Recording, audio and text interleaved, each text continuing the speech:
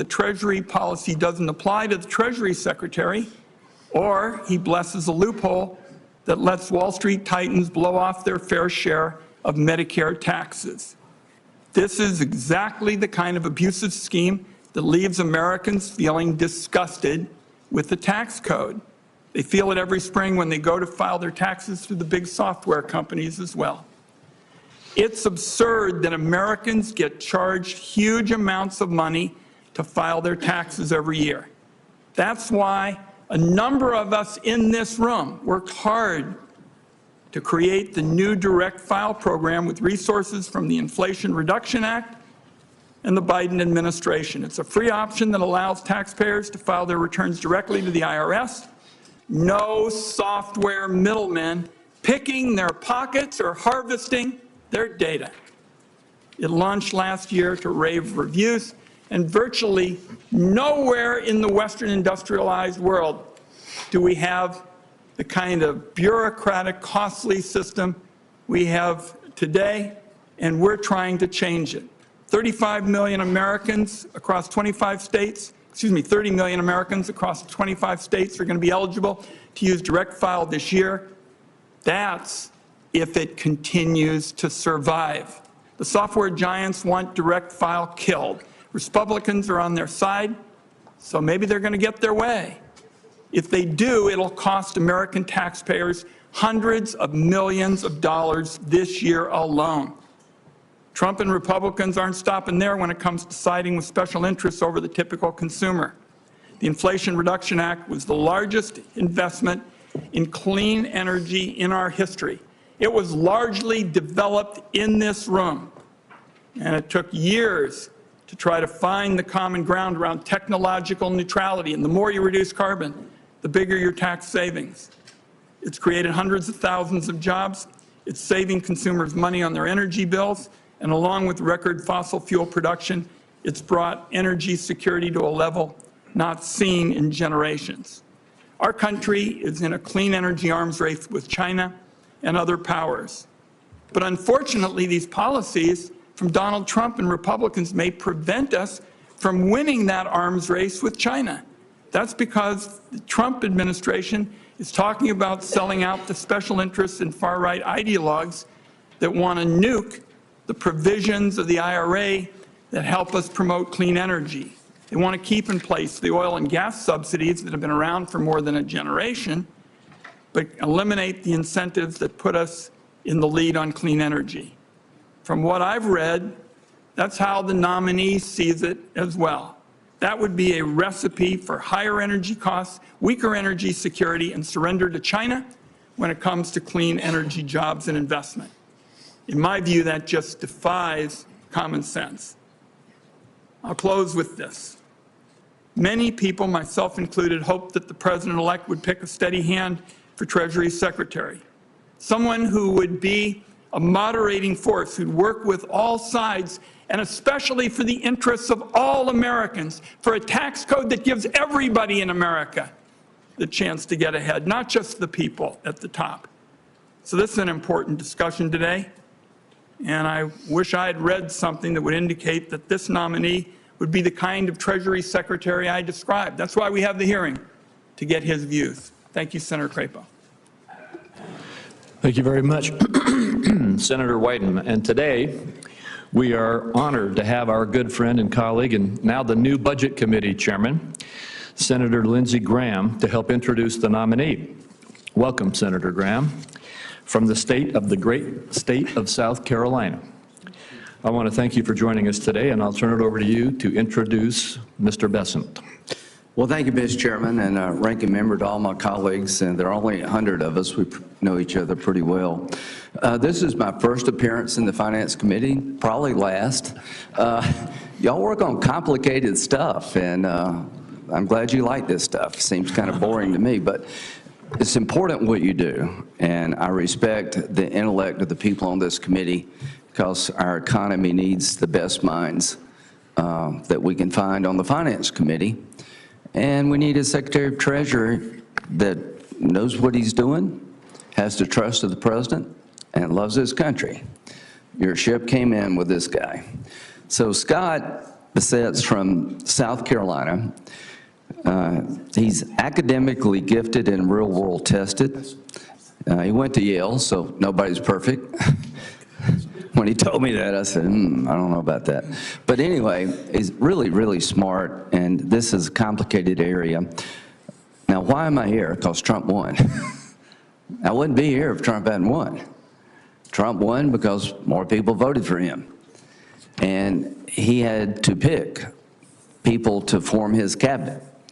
And when he talked about the Secretary of Treasury, I'm not the normal person you would go to ask about, because this is not so much my portfolio.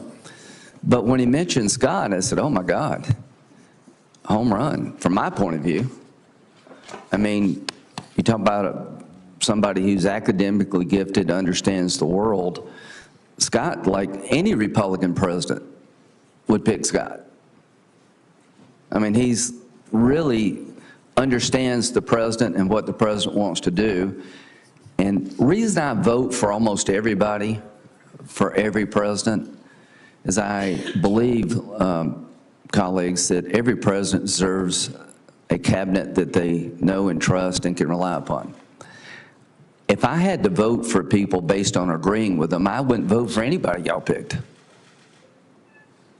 That's not the standard for me. I vote for people who I disagree with because I think they're qualified. So I would just ask the committee to think for a minute, is this man qualified?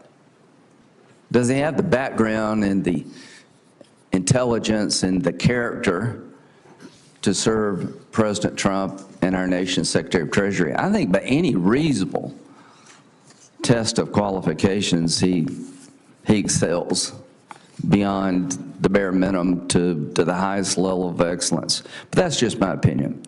So my goal here today is to tell you a little bit about him. You've heard from the chairman about his success in the financial world, about his academic qualifications. He was born in Little River, South Carolina. Why do they call it Little River? Because it's little, and it's a river. It's in Horry County. How many of you heard of Myrtle Beach? Most of you. Well, this is somewhere between Conway and Myrtle Beach. At 9 years old, his first job was to set up beach chairs and umbrellas in North Myrtle Beach. And apparently you did well there, because North Myrtle Beach is thriving. He went to North Myrtle Beach High School, and he was voted most likely to succeed in 1980. And we have a high school classmate of his. What did they see in him? The same thing I see. Someone who really is talented and works hard and just a good person. The type of people that you think are going to succeed, but you hope succeed. So he lives in Charleston, in a really nice place. Going from Little River to Charleston is about a 2.5-hour drive, but it's a real change. Since I represent South Carolina, I like them both very much. He's married, John, his husband's right behind me. And they have 2 kids, Caroline and Cole, and they're absolutely adorable. And from a South Carolina point of view, we're really proud of Scott.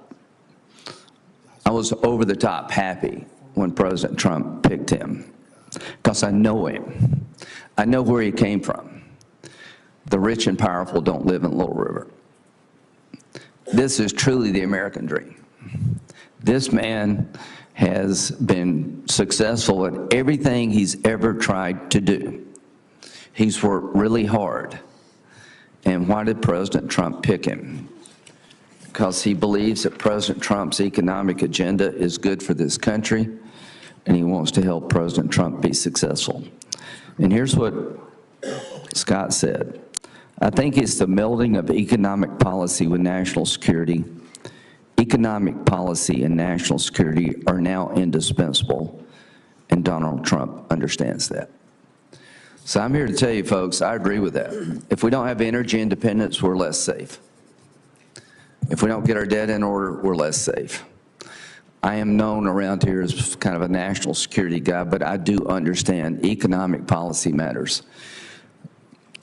If you want to clean up the environment, a carbon fee seems to be a good way to do it, to punish China and India for bad carbon practices. Call it a tariff, call it whatever you want to do. So President Trump won. I'm here today because he won. I'm here today because Scott lives in South Carolina. I'm here today to tell you, if you use qualifications as your test, this is the easiest vote you'll ever take. If your goal is to play like the election didn't happen, then I guess you'll vote no. That's just where we're headed in the Senate. When you lose an election, you get up and dust yourself off and you get ready for the next one. But I was honored when he asked me to introduce him, because I know this man, and America will be in good hands if he's our Secretary of Treasury. He deserves this job, he's qualified for this job, and President Trump, thank you for picking him. On behalf of all of us in South Carolina, we're extremely proud of you, and we wish you well. Thank you. Thank you, Senator Graham. We appreciate you giving this introduction, and you are now excused, as is our practice. And Mr. Bessent, before we turn it over to you for your opening statement, I have 4 questions that we ask all nominees who come before this committee. The first is there anything that you are aware of in your background that might present a conflict of interest with the duties of the office to which you have been nominated? No, sir. Second, do you know of any reason, personal or otherwise, that would in any way prevent you from fully and honorably discharging the responsibilities of the office to which you've been nominated? No, sir. Third, do you agree without reservation to respond to any reasonable summons to appear and testify before any duly constituted committee of the Congress if you are confirmed? Yes, sir. And finally, do you commit to provide a prompt response in writing to any question addressed to you by any senator on this committee? Yes, sir. Thank you very much. Again, welcome to the committee, Mr. Bessent, and you may make your opening statement. Good. Thank you. Chairman Crapo, Ranking Member Wyden, members of the Finance Committee. It's an honor and a privilege to be considered by this committee as the President's nominee for the Secretary of the Treasury. I want to thank all of you who took the time to meet with me over the past few weeks.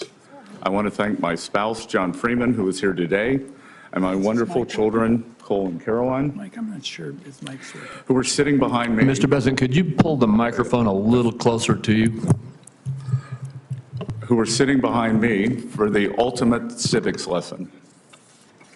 I want to acknowledge 3 people who couldn't be here today. My 98-year-old mother-in-law, Celine Freeman, a World War II French war bride of an American soldier who lives with us in Charleston, South Carolina, making for a 3-generation household.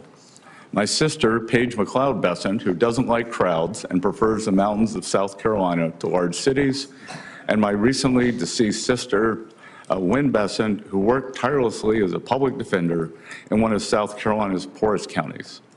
I also want to thank President Donald Trump for having placed his trust and confidence in me for such an important role in his administration.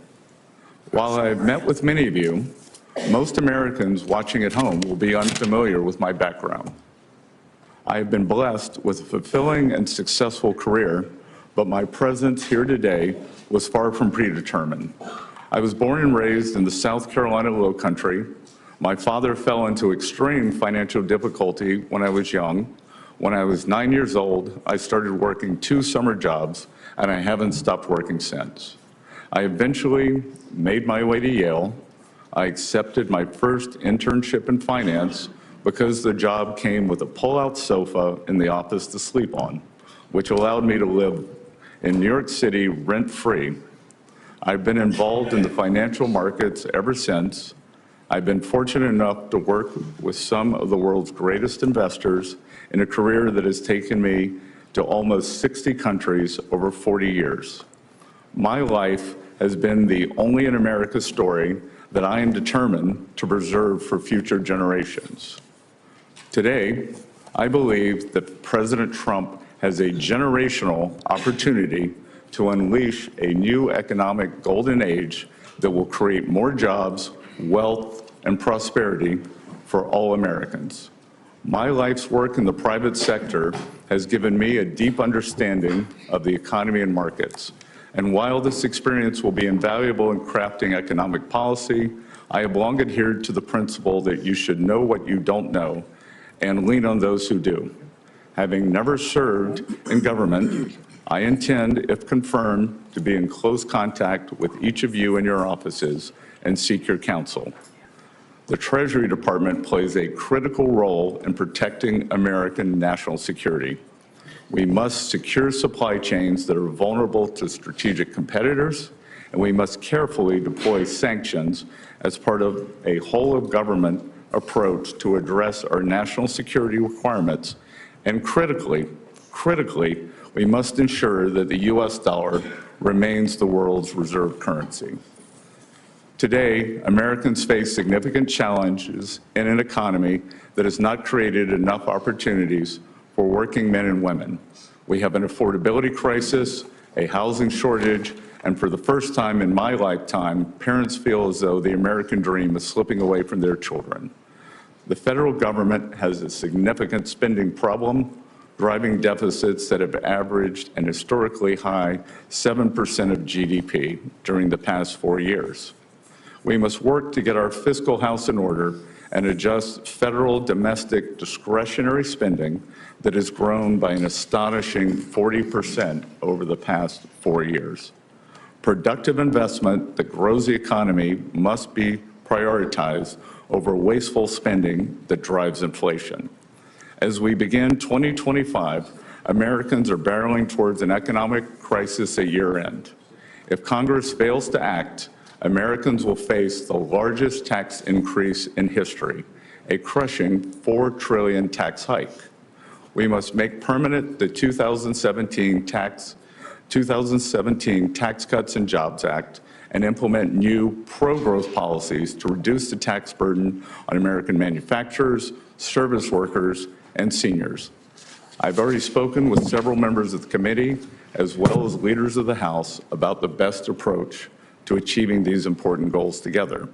As President Trump has said, we will unleash the American economy by implementing pro-growth regulatory policies, reducing taxes, and unleashing American energy production.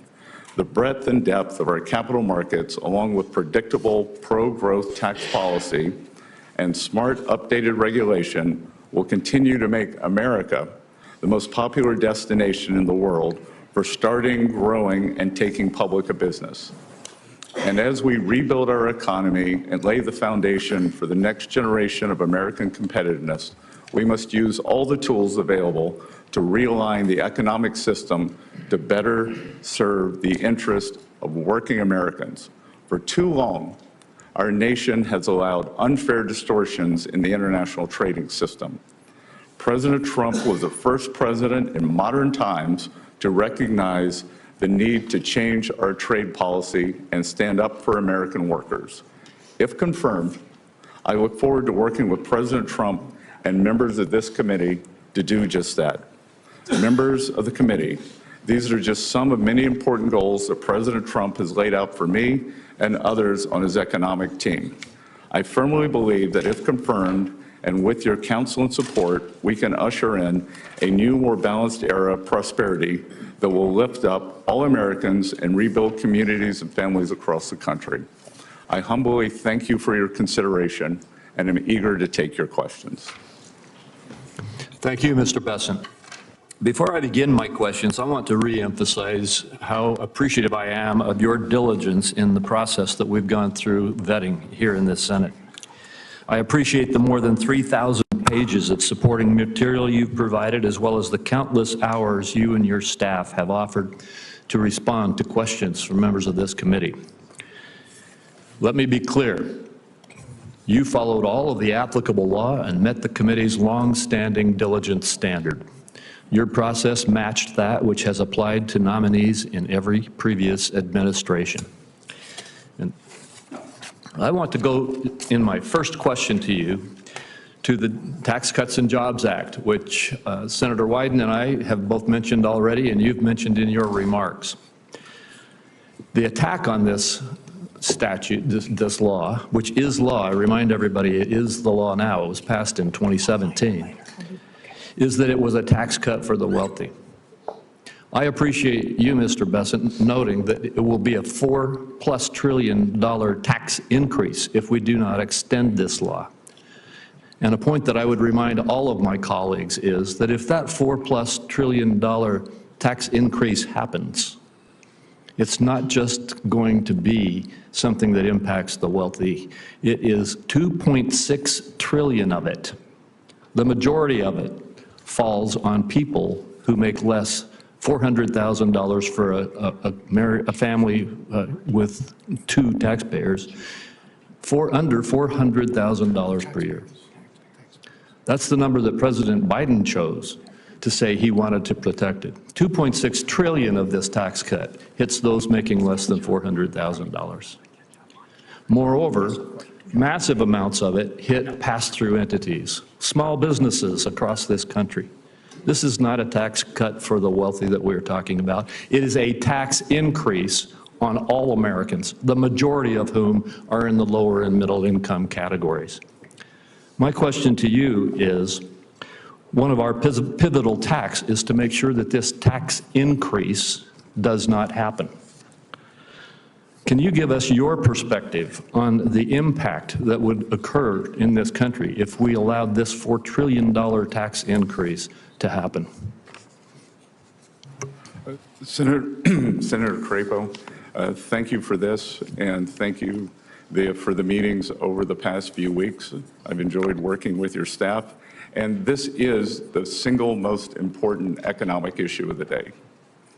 This is pass-fail, that if we do not fix these tax cuts, if we do not renew and extend, then we will be facing an economic calamity, and as always, with financial instability, that falls on the middle and working class people. We will see a gigantic middle class tax increase. We will see the child tax credit halved. We will see the deductions halved. So it will be what we call in economics, it has the potential for a sudden stop.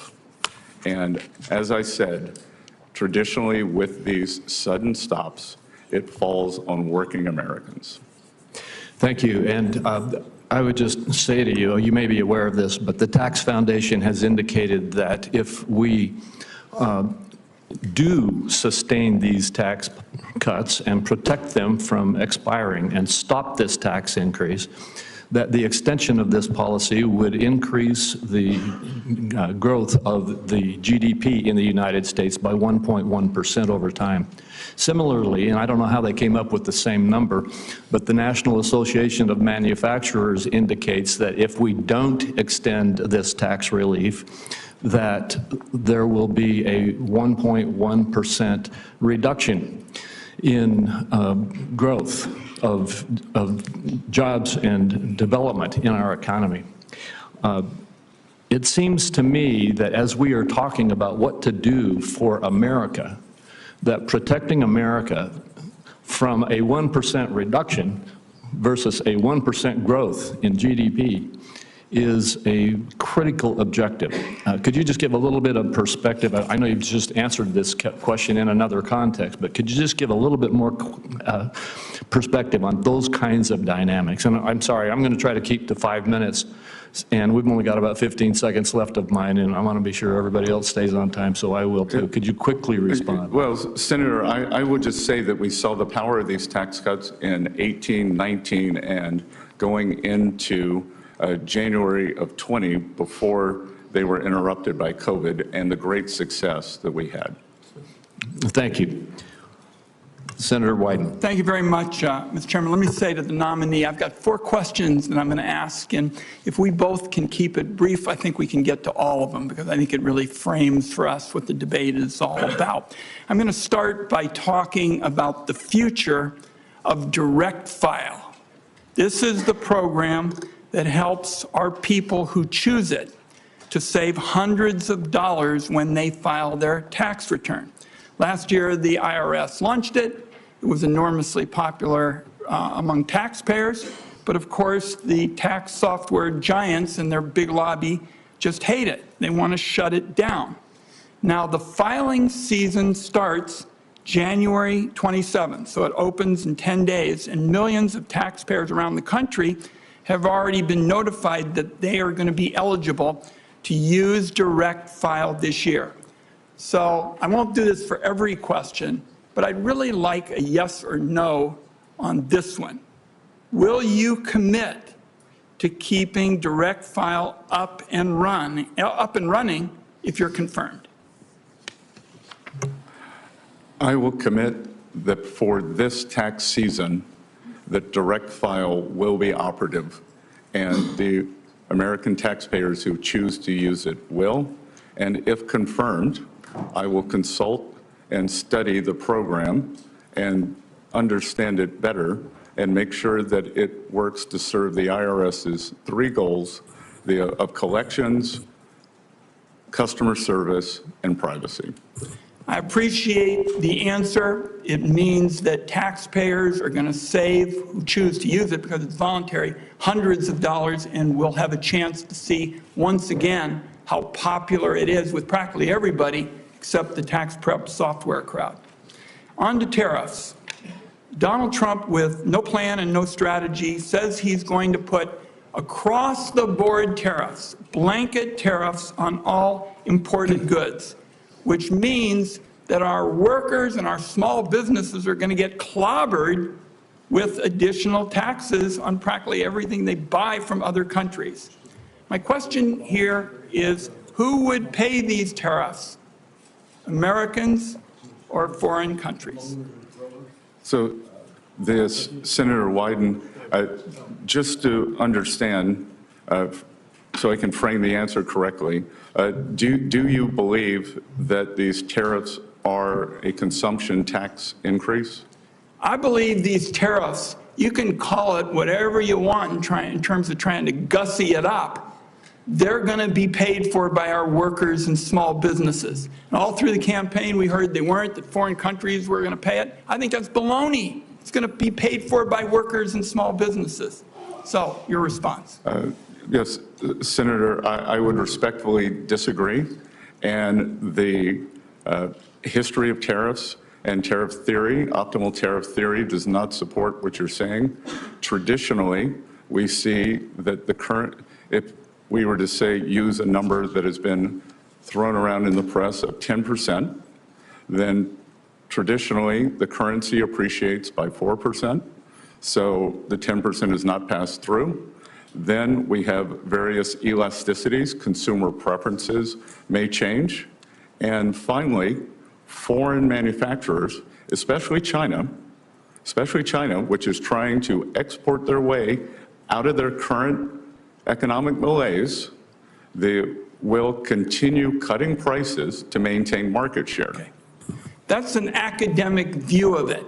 But what I know is the history of this is it clobbers people of modest means. They're the people who are going to get hit. And all through the campaign, there was a big show that it was going to be paid for by foreigners, not so. Two other questions I want to get in. And I already made it clear, and you and I talked about this. I'm for a tax code that gives everybody the opportunity to get ahead. You and I talked about my friend Bill Bradley. He and I have been working for this for years.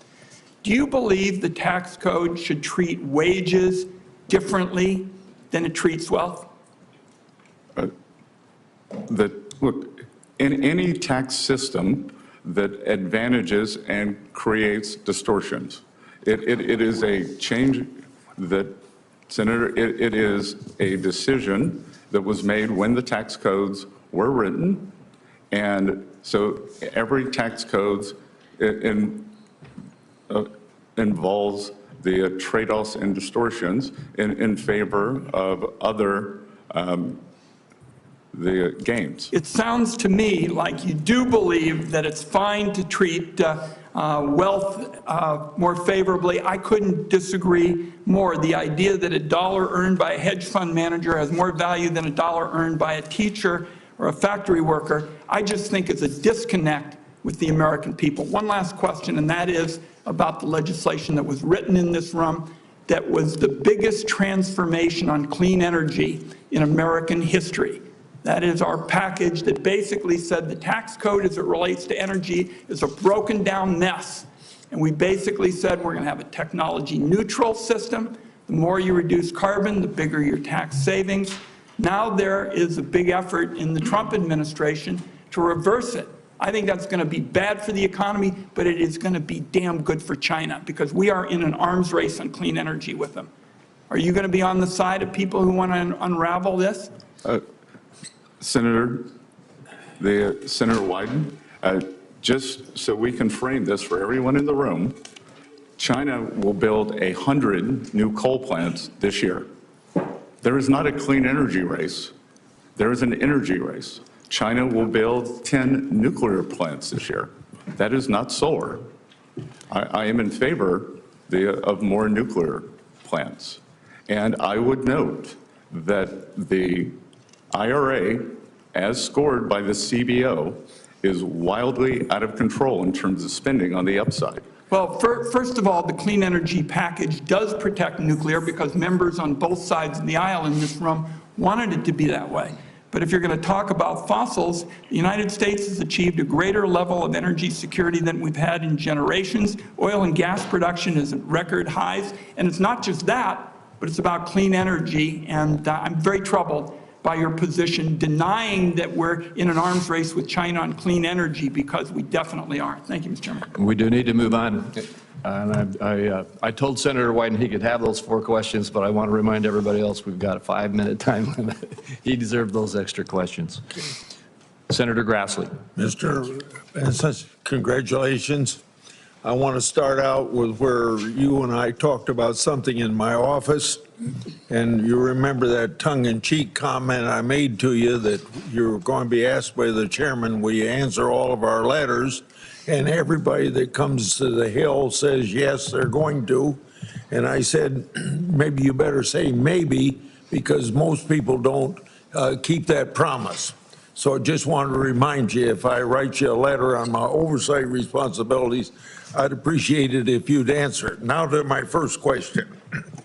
My Democratic colleagues believe, you gonna put that up? My Democrat colleagues believe the only solution to our unsustainable debt and deficit is higher tax rates on, and that ends up being on job creators and families alike. However, history proves that high tax rates fail to raise significant revenues. Taxpayers, workers, and investors are smarter than that. In other words, they're smarter than we in Congress that thinks that at one time a 93% marginal tax rate would bring in more revenue than a 70% tax rate or a 50% tax rate or a 30% tax rate or a 40% tax rate and so on. But as you can see from this chart, Congress isn't too smart because the taxpayers decide how much money they're going to bring into the federal treasury. Now, on the other side of the ledger, federal spending is at levels we've never seen outside of war and recession and still growing. So I'm making a statement to you, but if you'd like to comment on whether or not we have a fiscal imbalance primarily or a spending problem rather than a revenue problem. Senator Grassley, I enjoyed visiting you in your office, and will remind you that when we were talking about the American agriculture, that I may be the first Treasury Secretary nominee in a long time who knows what a section is, 642 acres, and am involved in the farming business. And yes, we do not have a revenue problem in the United States of America. We have a spending problem. That historically, for the past 40 or 50 years, revenues, federal government revenues, have averaged about 17 to 17.5% of GDP. Yeah. And spending has been slightly over that, leading us to a 3.5% budget deficit, which is manageable because we have roughly 3.8% nominal growth, 1.8% real growth, 2% inflation.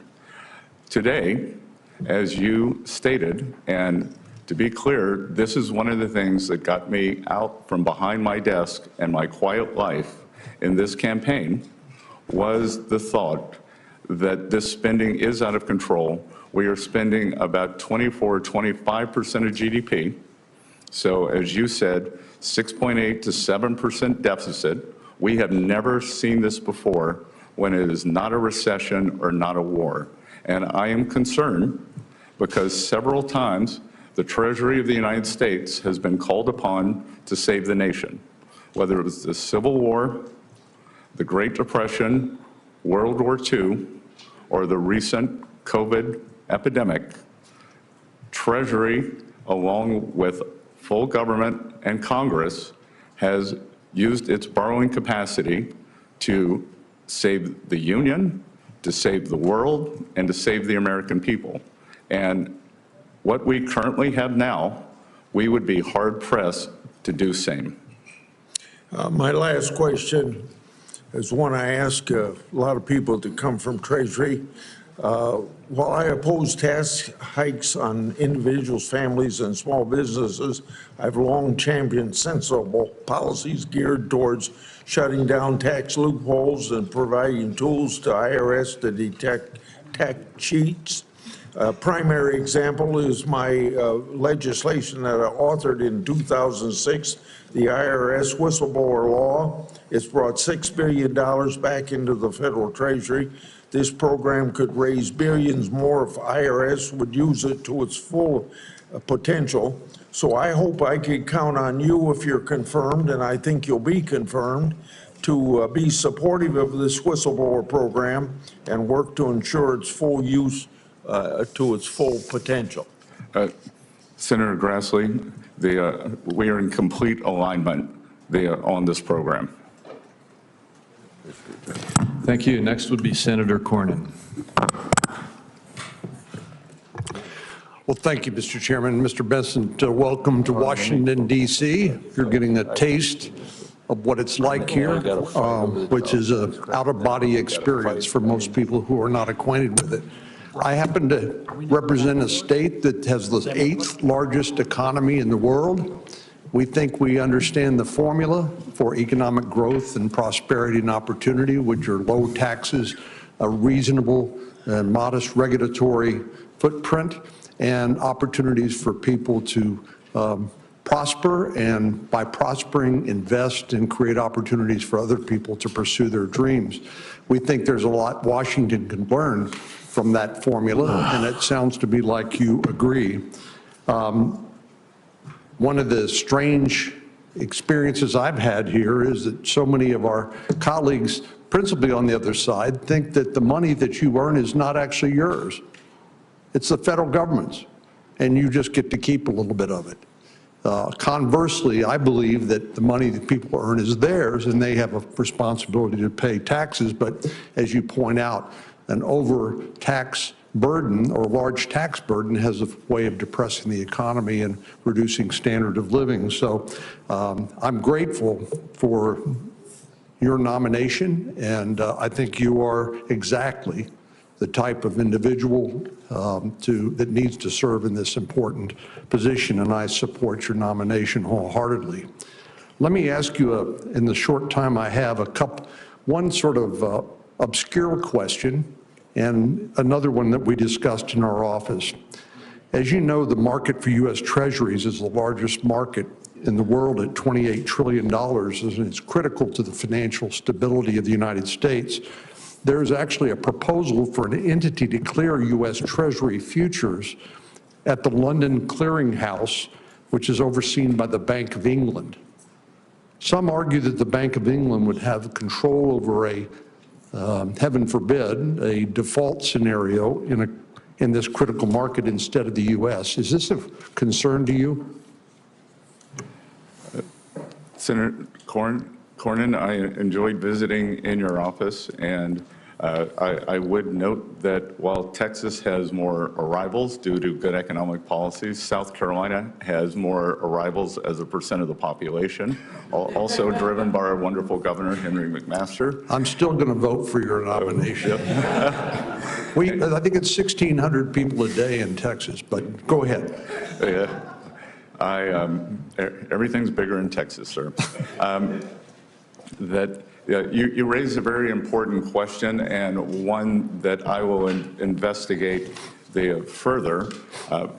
I was unaware until the past few days of this with the new exchange. What I can tell you is, as a student, a professor of economic history, that it is important for the U.S., for U.S. Treasuries, for us to be able to resolve any stress issues in the market in the U.S.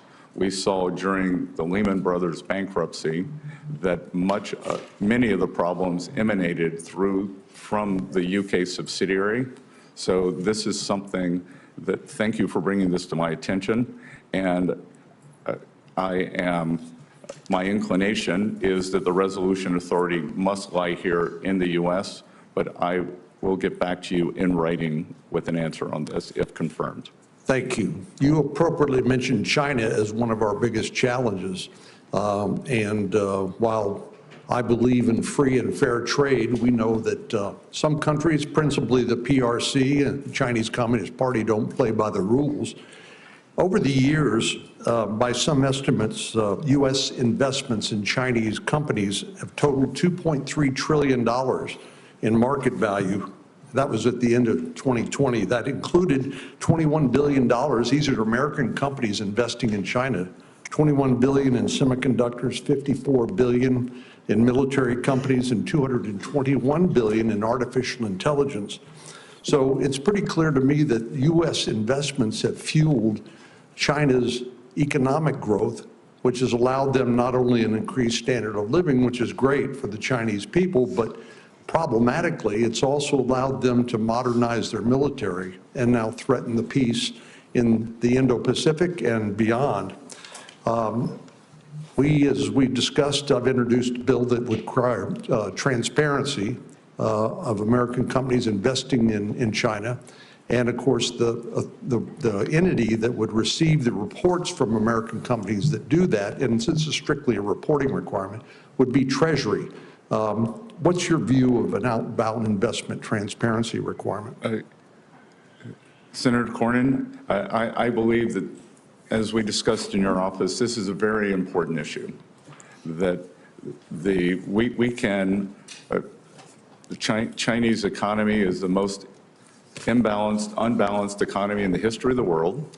They are using their surpluses to fund their military machine in China, and I'm not going to try the Mandarin pronunciation for the sake of everyone in the room, but there is a phrase that is two words: military industrial, and military always comes first. So we should understand that, and that we should have a very rigorous screening process for, as you identified, anything that could be used in AI, in quantum computing, in surveillance, in chips, that the U.S. has the lead, and we must make sure that we maintain it through smart policies such as you and I discussed. Thank you. We need to move on. Senator Bennett. Mr. Bessent, thank you for being here. Mr. Chairman, congratulations on your position. We look forward to working with you, as I always have. Mr. Bessent, thank you for your willingness to serve. We are at the beginning of what's going to be a vigorous conversation about the country's fiscal health. You described our deficit as alarming, and yet you are here with the same Trump tax policy that has burdened the American people with another $2 trillion of debt that their kids and grandkids are going to have to pay back. And despite the conversation we've heard over here. Clearly, you know, the distribution of it was deeply, deeply, deeply unfair. 50% of it went to the top 5% of Americans, 75% of it, if you add the SALT, which even the Wall Street Journal won't support because it's so unbelievably outrageous, will go to the wealthiest 5% of Americans. The tax policy is one that's hard, it is, for some reason in this room, it makes sense to people. In America, I don't think there's been a mayor in the history of the United States whose tax policy has been to go to the people of New York City or of Atlantic City or even of Mar-a-Lago and said to them, I have an idea. I'm going to borrow more money than we have ever borrowed in the history of that community, and I'm going to spend it. And I would say, well, geez, I'm worried about that. I don't want us to borrow a bunch of money without knowing what it's going for. What is it going for? Is it going for schools? No. Is it going to compete with the Chinese in their defense? No. Is it going to pay for parks? No. Is it going to deal with the mental health crisis that we have in America? No. Is it going to pay to secure our border? No. What are you doing with the money, Mr. Bessent? What were you doing with the money, Mr. Mnuchin? What are you doing with the money, Mayor, in America? The answer is we are going to give it to the richest people in America, the richest people in our community, and expect that somehow that's going to trickle down to everybody else. That has been the Trump tax policy since the day he showed up, and no mayor in America would ever, with a straight face, say that's what they should do. And in fact, no America in history has done that. But to add insult to injury, you sit here, and Mr. Mnuchin sat here at his time and said, it's all going to be paid for by economic growth. We know that's not true. We know it costs $2 trillion. So while the benefit went to the richest people in America, the cost is being borne by the children of working people all over this country. And that's what's going to happen now. It's $4.6 trillion this time, not $2 trillion. And then you come here, and this is my question, Mr. Bessent, and you sneak into your opening statement that we have a spending problem, and what we have to focus on, as you said, is discretionary spending after your crocodile tears about how China is out competing us. And as you know, because you're a smart person, and you've spent a lot of time on Wall Street, just like your predecessor did, discretionary spending is about a third of our overall spending. 17% of what we spend is domestic. 17% roughly of what we spend is military spending, that spending you were talking about with respect to China.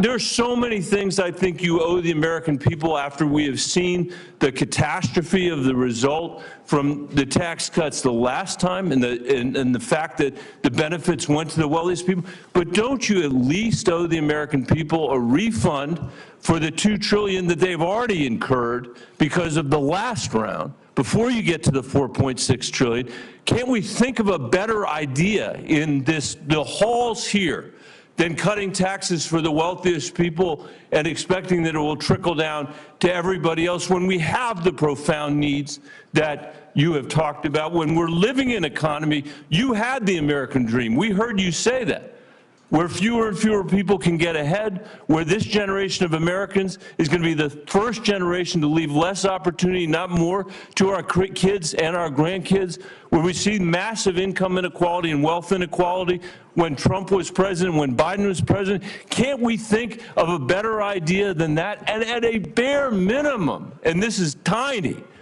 don't we owe them an answer about what you are going to do to that 17% of discretionary spending, or even the third, before you come in here and say that the most important thing we should do is cut taxes for the richest people in America? Senator, thank you. And I would respectfully disagree with much of your categorization in terms of the benefits accruing to the richest Americans. Actually, the share of taxes paid by the upper percent of Americans increased after TCJA. It went from 39 to 46%. The top 50% of Americans now pay 98% of taxes, and working families had real wage increases in 2018 and 2019, and going into 2020 pre-COVID. The CBO scoring for the Trump tax cuts got rescored by 1.5 trillion. Make sure, because we're in the beginning of a long debate, that if you're going to rely on the CBO score for this, that you're going to be willing to rely on it for the things that you said it's no good.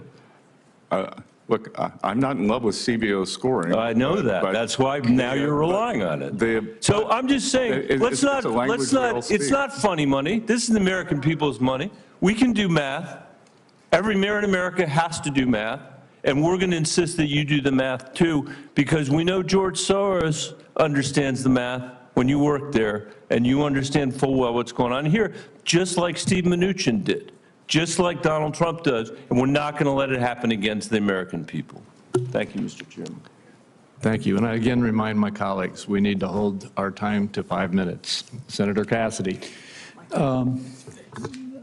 Bessent, I'm always going to pronounce your name as if it was in South Louisiana, and I'm going to pronounce it with a French Bessent as opposed to Bessent. That's what those folks in South Carolina do. I'll try. Let me compliment you on substantive answers. Sometimes we get people here who just rope-a-dope, and they'll have a set of statements such as have been just delivered, and all due respect to my colleague, and they just rope-a-dope, and you actually give substantive answers. I thank you for that. By the way, I also, Lindsey Graham alluded to it, going back to tariffs, which Senator Wyden spoke of. I've been very concerned that countries like China manipulate environmental regulations. You point out that they're building 100 coal-fired plants over a period of time, and that whatever we do will not have an impact on global greenhouse gas emissions because China's putting up so many. I believe I've learned that that is called an externality in economics. When we met, we discussed the foreign pollution fee, which would put a levy, a tariff, on those carbon-intensive products coming from countries like China, roughly commensurate with their avoided cost of not controlling it. Now, I would think that my Democratic colleagues would like that, because that's clearly a way that they are manipulating the world economy to steal jobs from the United States and simultaneously increase global greenhouse gas emissions. Any comments on such a foreign pollution fee? Senator Cassidy, I greatly enjoyed our discussion and the extensive presentation you gave me when I visited with you. And this is a very good question, because, and I believe it is one for your Democratic colleagues to understand whether they would be in favor of the equivalent of a carbon tariff. That Senator Graham is in favor of it. And I think this is a very interesting idea that it could be part of an entire tariff program, because I think President Trump hasn't taken office yet. But if confirmed, I look forward to working with him on various strategies, some that could be specifically aimed toward carbon, as you say, others that could be aimed toward unfair trade practices, unfair financing practices. So if you will, there's externalities that a tariff can address. Those externalities in and of themselves hurt the pocketbook or the job prospects of an average American. Let me move on. I think you would agree with that. I applaud your goal to get our debt to GDP ratio down to 3%, or percent of our GDP down to 3%. But you studiously say that we can't talk about things like Social Security. And I think that's because routinely, if we talk about Social Security, we presume that there's going to be a cut in benefits or a raise in taxes.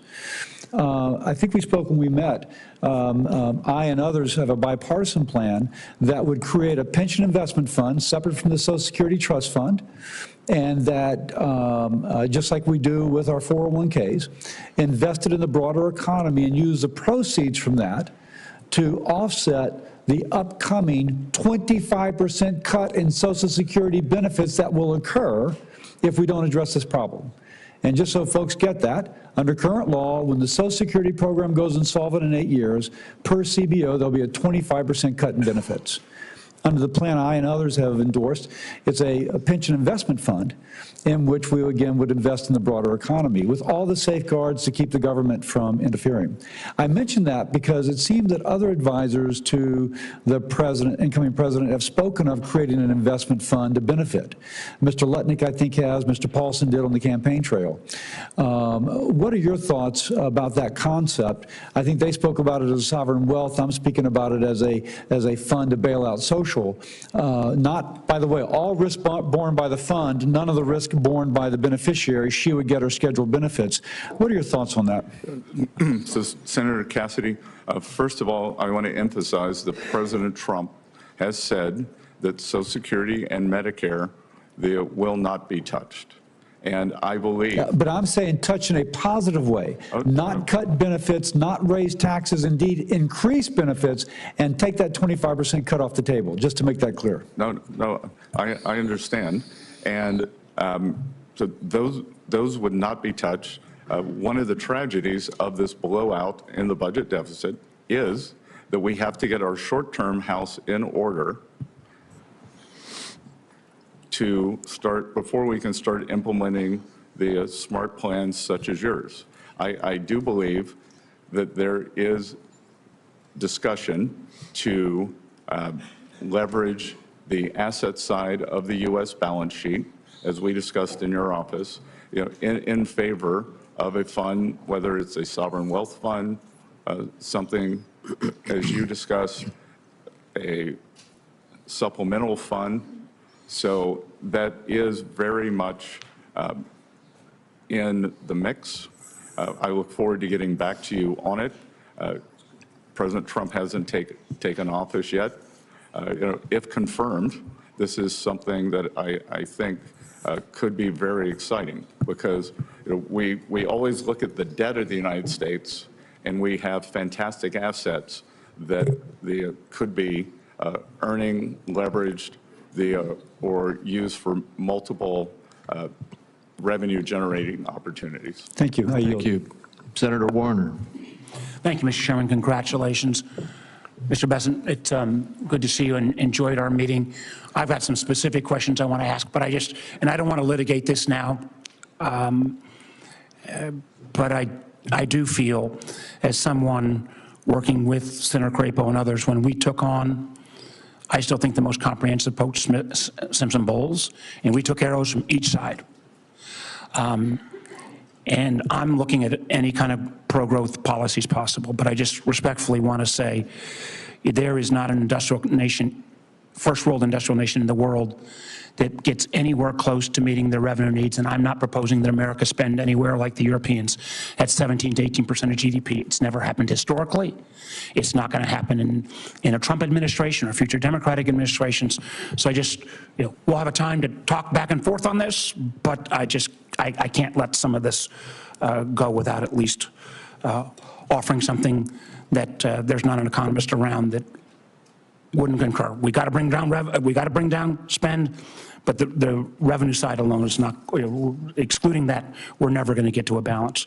I do want to raise on a more positive note, again, something I worked closely with the chairman on, and actually worked with your predecessor on, and was very proud of that relationship. I disagreed with Secretary Mnuchin on a lot of things, but I found a lot of things to agree with him on. And one was a relatively narrow part of the financial sector called Community Development Financial Institutions, CDFIs. Under the previous Trump administration, we put about $12 billion in. This serves access to capital for underserved communities. Under Senator Crapo's leadership, we built a bipartisan CDFI caucus, 12 Ds, 12 Rs. It's tough to get 24 bipartisan senators to agree on anything. It's kind of low-hanging fruit. There are things we can do to continue to expand this area, creating a secondary market. We've got some bipartisan legislation there, trying to reward patient capital. A lot of these institutions now have Tier 1 equity, but they've got to get patient capital. And again, Senator Crapo and I have worked with the current administration, would want to work with yours on something called the Economic Opportunity Coalition. But can you say a word or two about how you view CDFIs and this making sure that underserved communities get the access to capital so they can have their own American dream, how that fits into your lexicon? Senator Warner, I enjoyed talking to you about CDFIs in your office.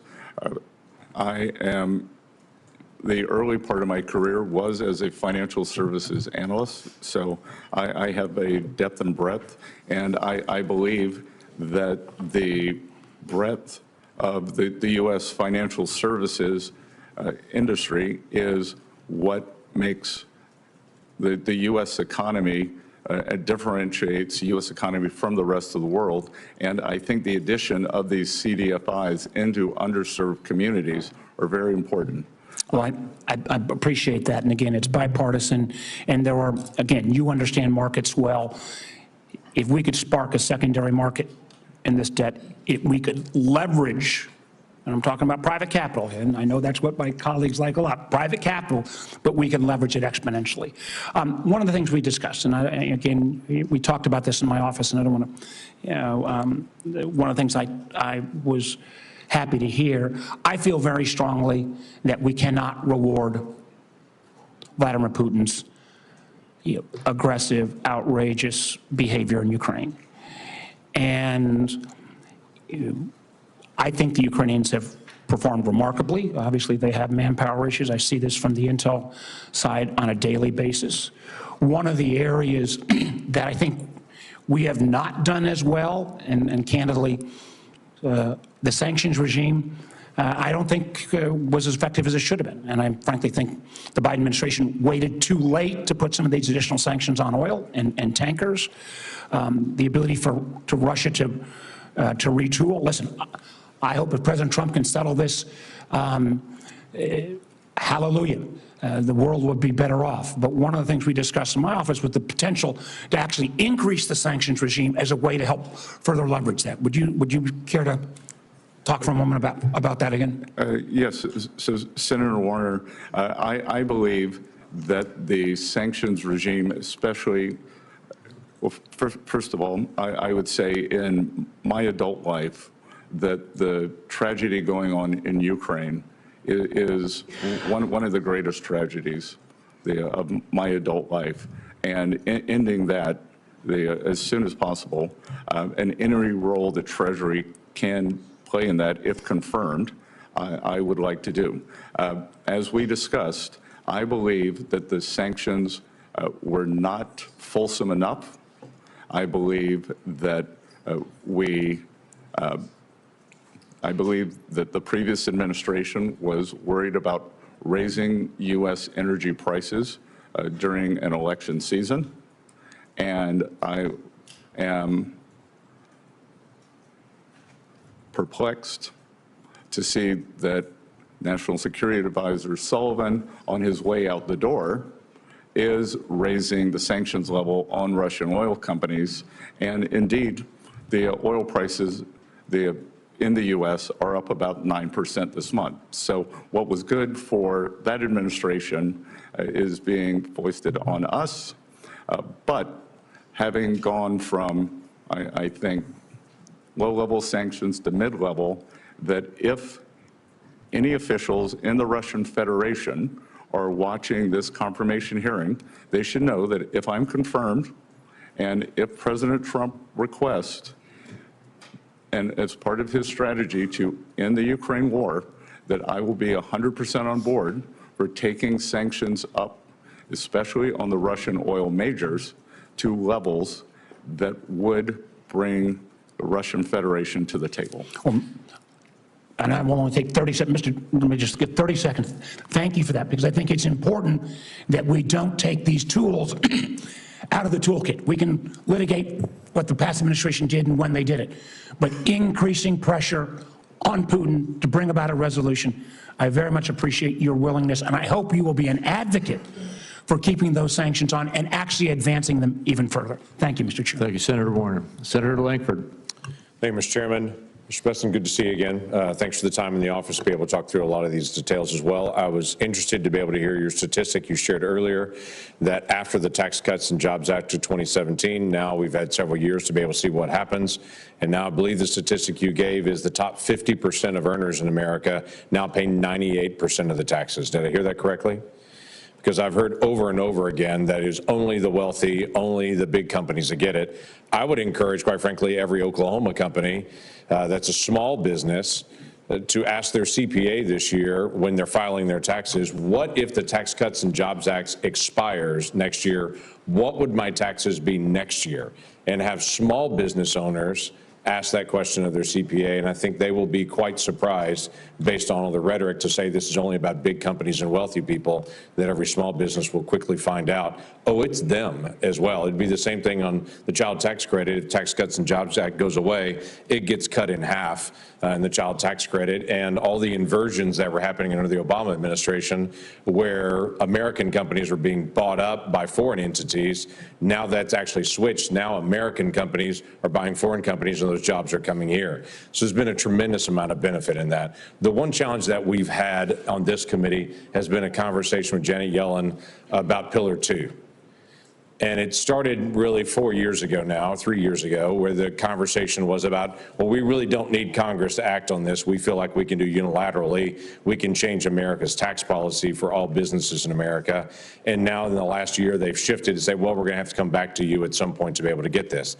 In the meantime, a deal has been negotiated that literally helps European countries and hurts the United States on this. And they negotiated a deal that exempts China from being affected by this at all.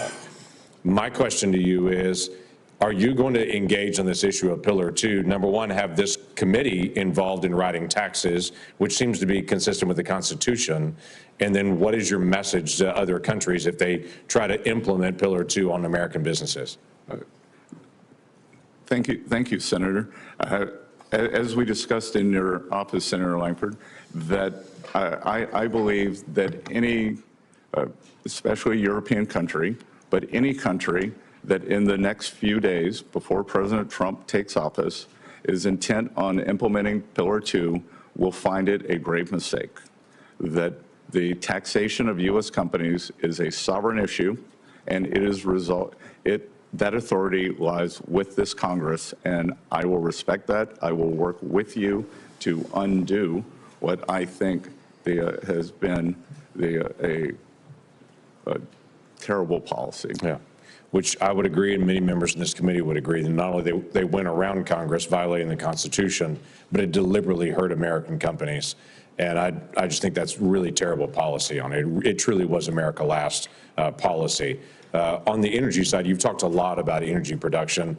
I'm Oklahoma, and unashamedly, we're all the above and all the below energy. We probably have more wind and hydro and solar production in my state than any other state on this dais, with very few exceptions, but we also use oil and gas. And we're going to produce all the energy that our state needs to be able to make sure that we stay stable on that.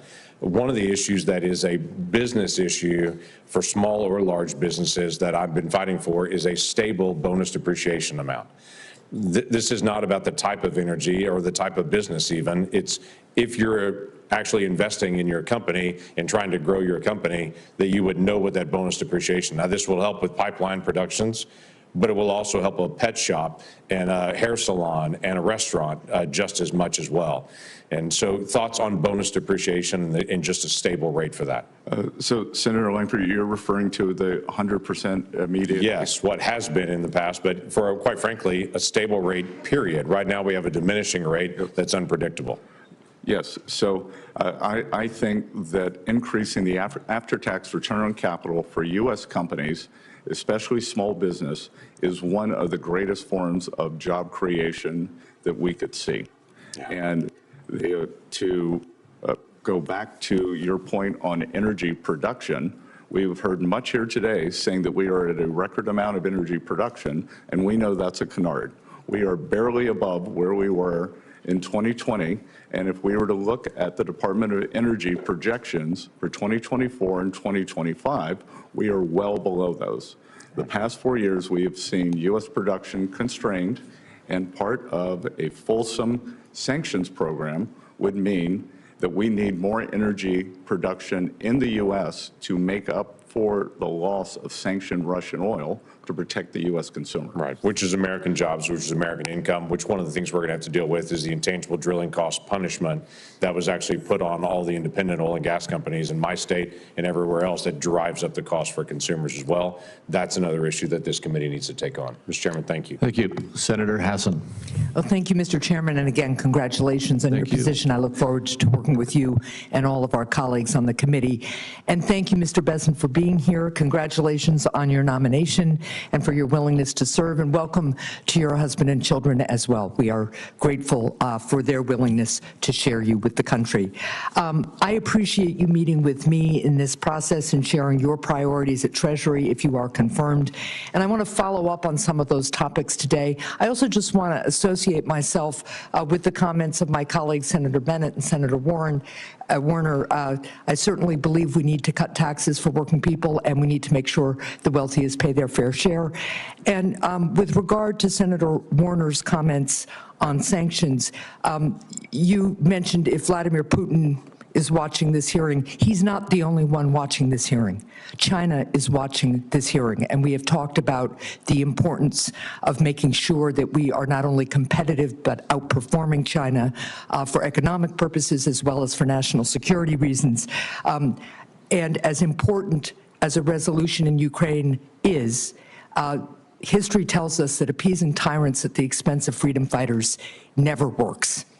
And it is critically important not only for the Ukrainian people and for the freedom of all of us, but it is important because China and North Korea are also watching what we do and watching this hearing and how we will go forward imposing sanctions. To turn to some of the topics that we discussed when we met in my office, the research and development tax deduction was one of them. It's critical to helping us outcompete countries like China. Currently, China provides a 200% super deduction for R&D, while American businesses can only immediately deduct 10% for R&D. I've worked with Senator Young on a bipartisan effort to restore the full and immediate R&D deduction. So do you support restoring the full and immediate R&D deduction? Will you work with me and my colleagues to get this across the finish line in Congress? Senator, I enjoyed the meeting in your office. I am not fully versed in this, but my inclination is that this is something that I would support, and I will get back to you, if confirmed, I will get back to you very quickly on it, and we'll make it a priority. Do you agree it's an important tool for American companies to improve their competitiveness? Yes, Senator. Thank you. One of my other top priorities is working on a bipartisan basis to lower costs for families. Under President-elect Trump's policies, do you believe that prices for families will go up or down? I believe that inflation will be much closer to the Federal Reserve's target of 2%. And I believe that what we have seen over the past few years is that the bottom two income quintiles have a very different basket of goods and services. So there are two ways. We can either lower cost or we can get real wages up. I would hope that we would be able to do both. So you believe that President Trump's policies will further increase wages and lower inflation? I believe that they will increase real wages and lower inflation closer to the Federal Reserve's 2% target as it did during President Trump's first administration. Are there any specific policies proposed by the President-elect that you expect will increase prices for families? Nothing I can immediately think of. So that's a no. If the President-elect were to propose a policy that you believe will increase prices, would you advise against it? I would speak to President Trump about it. It is his decision, and I believe that we think that if we look back, that it is a complete composite return in terms of aggregate inflation numbers, and I think it's very difficult. Well, if you believe, I have limited time, so if you believe that a policy that is proposed by President Trump would increase prices, would you advise him against doing it? Yes or no? I can't answer that question because it's a hypothetical. All right, let's move on to, when we met prior to the hearing, you told me that President Biden was responsible for increased prices over the past 4 years, something we can litigate, but I don't want to right here. By the same token, I assume you would agree that if prices increase in the next 4 years, President-elect Trump would be responsible. I think there could be a variety of reasons. I think that it could be we will see the policies of the Federal Reserve, the spending policies. Congress sets the spending policies. So, look, I'm going to cut to the chase because I'm out of time. But at the end of the day, what you're articulating is a double standard, and it's disappointing to me. Thank you, Mr. Chair. Thank you. Senator Daines. Chairman, thank you. Mr. Bessent, good to have you here this morning.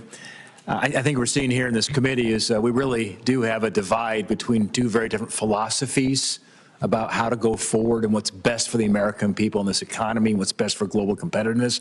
I remember sitting right in this chamber as we were debating whether or not we should launch the multiple trillion-dollar massive spending bills, which is a $2 trillion COVID bill, the Inflation Reduction Act, massive multi-trillion-dollar bills that even Democrat former secretaries of Treasury said could be inflationary, and indeed it was. You compare that outcome to what we are going to return back to the policies of the prior Trump administration, that when you lower taxes for businesses and the American people, you create more tax revenue, you create more economic activity, you create more wage growth, particularly for minorities as well.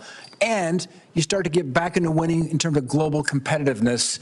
We stopped the inversions. It was absolutely like, boom, went from multiple inversion to zero once we moved forward with this. And I couldn't be prouder of what we did boldly back during the Trump administration. We tried to fight against during this administration, these massive out-of-control spending bills that were inflationary, and the American people suffered greatly with these high levels of inflation, higher mortgage rates, and so forth. And so I'm glad to have you as our next Secretary of Treasury work with you to restore sanity back to where we were under President Trump. So congratulations on your nomination and your willingness to serve. With the expiration coming of these tax rates, we're facing a $4.3 trillion tax increase if we don't act this year. As we begin drafting this bill, and I applaud Chairman Crapo, he brought us together as ranking member last year prior to getting the majority back, anticipating we might have this moment. And we started talking about what are some key themes. Then we got into the details over several months of working groups for this next tax bill to renew and protect, preserve the tax rates and prevent a $4 trillion tax increase. One of the key words was permanency. Permanency. I've expressed my support for the use of current policy baseline. I've expressed my support for permanency because we add uncertainty here in Congress with expiring tax code provisions. It's time to make them permanent, to take one additional burden away from the American people wondering what's going to happen with Congress, whether my tax rates will depend on what happens in the next election or what happens if Congress can act. Let's take that off the table with permanency. My question, Mr. Bessent, is you've said we need to grow our way out of our current economic situation. I couldn't agree more. And that's just the philosophical divide we face here. Somebody who embraces more the supply side idea, reduce rates, unleash capital into the free markets and let those markets decide where that investment relies versus a bunch of bureaucrats here in Washington with wasteful spending. How does permanency and certainty of the tax code affect our ability to grow out of these problems? Senator Daines, I've enjoyed getting to know you over the past year with your work on the National Republican Senate Committee and talking to you in your office, and also discussing your history in the private sector, both of the big company and small companies. And a question like that makes it clear to me that you understand the incentives, that it is incentives that drive everything in tax policy. And I can tell you that since November 5th, for small businesses, we have seen the biggest increase in optimism since they have been keeping the metrics. So certainty, small business owners, many of whom or pass-through corporations believe that we will get the tax TCJA across the line. I think we could see a bigger increase in optimism. In economics, when we have something we can't define, we call it animal spirits. And I think we are seeing animal spirits, a nascent move up, but permanency and forward guidance gives people certainty. We get capital investment, we get hiring, we get real wages. Employers want to keep, train, and expand their workforce. So everyone wins with permanency, certainty. A kind of forward guidance for tax policy, I think, would be one of the things that could unleash this new golden age that President Trump has talked about. Yeah, I want to make one statement. I know I'm out of time here, Mr. Chairman, but when you take a look at the private sector jobs in America, it's about 140 million private sector jobs. 88 million of those jobs are from pass-through entities. That's about 63%, which tells me that, and that's the part that's expiring. I mean, the corporate rates are staying permanent. It's the pass-through rates, those 88 million jobs, 63% of the private sector jobs are taking a look at what's going to happen here in Washington over the course of the next 6 to 8 months. Very, very important we make these rates permanent and prevent a tsunami of $4.3 trillion tax increase that will come if we don't act. Thank you, Mr. Bessent. Thank you. Senator Cortez Masto. Thank you, Mr. Chairman. Mr. Bessent, good to see you. Thank you for meeting with me. Welcome to your family as well. Let me ask you this. I'm going to talk a little bit about the ACA premium tax credits. Over 80,000 of my constituents in Nevada receive that premium tax credit to assist them in affording their health care coverage. And on average, these credits lower an American's health insurance costs by $530 per month. Congress provided an enhanced PTC in 2021, but that policy expires this year. And without the enhanced PTC in place, millions of Americans are going to lose their health coverage. So as the person most responsible for tax policy in the incoming administration, would you commit to opposing any attempt to remove or not renew these credits?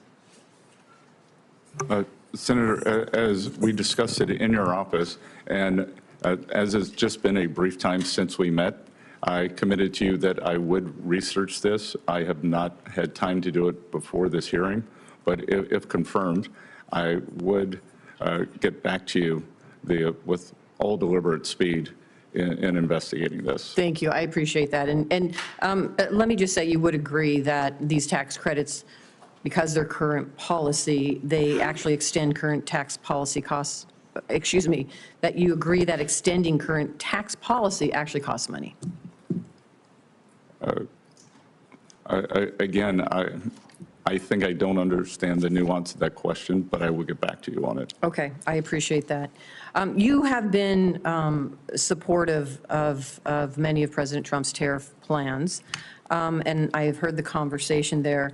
So I am not going to go into that, and we've talked a little bit about it in my office. But let me jump back to these credits that were imposed that some of my colleagues are against, but they have benefited Nevada, and I want to talk to you a little bit about it.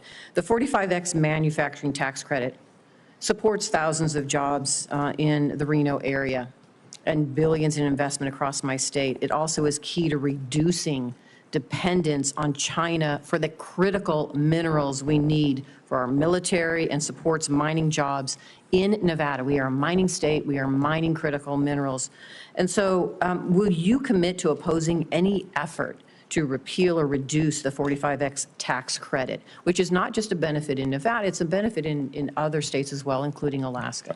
So again, Senator, I am unfamiliar with that exact provision, but I do believe that it is important for us to mine, accumulate, and move to domestic production for rare earths and other vital minerals. So I will get back to you on that my thoughts on that exact program, but on a atmospheric meta basis, I agree with the direction of travel. Thank you. Let me ask you this. We also talked about this. President Trump has stated that he thinks that the president should have influence over the decisions of the Federal Reserve. And we discussed this in my office, and I appreciate that opportunity. Does it continue to be your view that the Federal Reserve should be independent of the president? Of course, and I actually believe that the notion that President Trump believes he should have influence, there was, I believe, a highly inaccurate Wall Street Journal article saying that he believed something to the effect of he should be in the room. President Trump is going to make his views known, as many senators did. 3 senators, including 2 on this committee, called for, there was a jumbo rate cut in September of 50 basis points. 2 of the senators on this committee called for 70. I'm not asking my senator colleagues. I get the politics on their sides. I'm asking you. But let me just say, you don't deviate from our conversation that you think that there should be independence. I think on monetary policy decisions, the FOMC should be independent. Thank you. I appreciate that. And then for the benefit of our colleagues, what you're referring to earlier is in our meeting, I asked you if there were any regulations, Treasury regulations that currently exist that you disagree with. And in response, and continuing in response right now, you're saying you're going to look into it and get back to me. Is that right? Look, I believe, as we saw, I don't know if it's a regulation, but it's a policy, as we saw from the December 8th hack by some Chinese entities into the Treasury, which was very serious, that was through a work-from-home software app. So one of the policies that I support, I intend to be in the building every day that I am in Washington, and I support a return to the office, which is against the current Treasury policy. Right, and I appreciate that. If there are any others that you oppose and you can share with me, it doesn't have to be right now, get back to me, I appreciate that. Of course, I'm happy to provide that in writing. All right, thank you. Thank you so much. Thank you, Mr. Chairman. Thank you. Senator Young. Mr. Bessent, good to see you. Congratulations again on your nomination to this important position, and thank you for your willingness to serve our country. I'll tell you what I'm looking for in a Treasury Secretary. I'm looking for someone who has a clear record of professional accomplishment, a distinguished academic record would be a bonus. You have those things. I'm looking for someone who is thoughtful. What I care less about is the performative dimension of the job. I have to tell you, there's a lot of chatter in Washington about that, but I do appreciate your thoughtful answers here this morning. So I'm going to dive in and begin by asking you about a dimension of your role as Treasury Secretary. You will inherit the role of chair on the Committee on Foreign Investment in the United States, also known as CFIUS, that reviews foreign investments in American industries. And very recently, President Biden blocked Nippon Steel's acquisition of U.S. steel on national security grounds. Yet he and the administration provided no clear, substantiated evidence, publicly at least, to justify this decision. For my home state, this abrupt action has instilled a lot of anxiety, particularly in the Gary, Indiana area, where there's nearly $1 billion in investments that were promised. If the Nippon U.S. Steel deal were to reappear before CFIUS, sir, do you commit today to an impartial review, particularly when political pressure was initially permitted to overshadow an honest assessment of national security vulnerabilities? Senator Young, thank you for the question, and I understand the imperative for jobs for your constituents in Indiana. President Trump most recently has also spoken out against the deal, but if the deal is... The statute indicates that you are charged with providing impartial reviews. That's all I'm asking. Would you be following that law or not, sir? Impartial reviews, sure. So it is currently in litigation. The review is closed, but if it reappears, that CFIUS, they will conduct the same review that it always does. Yes, sir. Okay. Well, thank you. We may have an opportunity to work together on that effort. Mr. Bessent, your nomination comes at a time when tariffs are central to our economic debates, particularly on issues like inflation, supply chain resilience, and job creation. Now, I believe that in moderation, tariffs, for a time, strengthen America's negotiating leverage with other nations, and they can strengthen certain national security relevant industries. But overuse of tariffs can inflate costs and provoke trade retaliation. As Hoosier farmers have experienced firsthand over the years, they often bear the impact of these retaliatory measures, leaving already thin margins much more vulnerable. What concrete steps would you take to shield these Indiana producers if major trading partners impose steep duties, and how do you envision the Treasury Department's role in supporting them? Thank you, Senator Young. As I mentioned before, and I may have mentioned it when I was in your office, our family is involved in the farming business, so in soybeans and corn, so I'm very sensitive to this and very up to date. The American farmers have been very loyal. 90% of rural voters voted for President Trump, so they should know that their interests are his interests.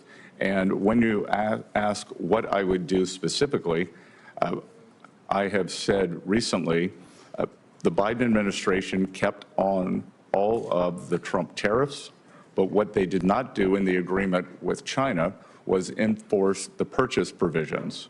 So if confirmed, next week, if confirmed, I would begin pushing for the purchase guarantees that were in the China agreement to be enforced, and perhaps they have pushed the Chinese for a catch-up provision over the past 4 years. Just a quick follow-up. In terms of the application of tariffs, a skilled negotiator might sometimes use broad tariffs to gain leverage, and then in other cases, a more sector-specific approach could be effective. So what criteria or perhaps benchmarks would you use to inform your decision to go with across-the-board measures or more surgical tariffs? And do you believe there should be any built-in caps or triggers to prevent an unintended escalation? Senator Young, I haven't been confirmed yet. President Trump isn't in office, but I would imagine that you, the American people, should think about tariffs in 3 ways under the Trump administration. One will be for remedying unfair trade practices, either by industry or country, the Chinese tariffs, the steel. 2, maybe for a more generalized tariff as a revenue raiser for the federal budget. And 3, President Trump, I think, has added a 3rd use of tariffs, as you said, as a skilled negotiator to he believes that we've probably gotten over our skis a bit on sanctions, and that sanctions may be driving countries out of the use of the U.S. dollar, so that tariffs can be used for negotiations, whether it's for Mexico on the fentanyl crisis. I think you and the American people should think about those 3 broad categories. Thank you. We need to move on.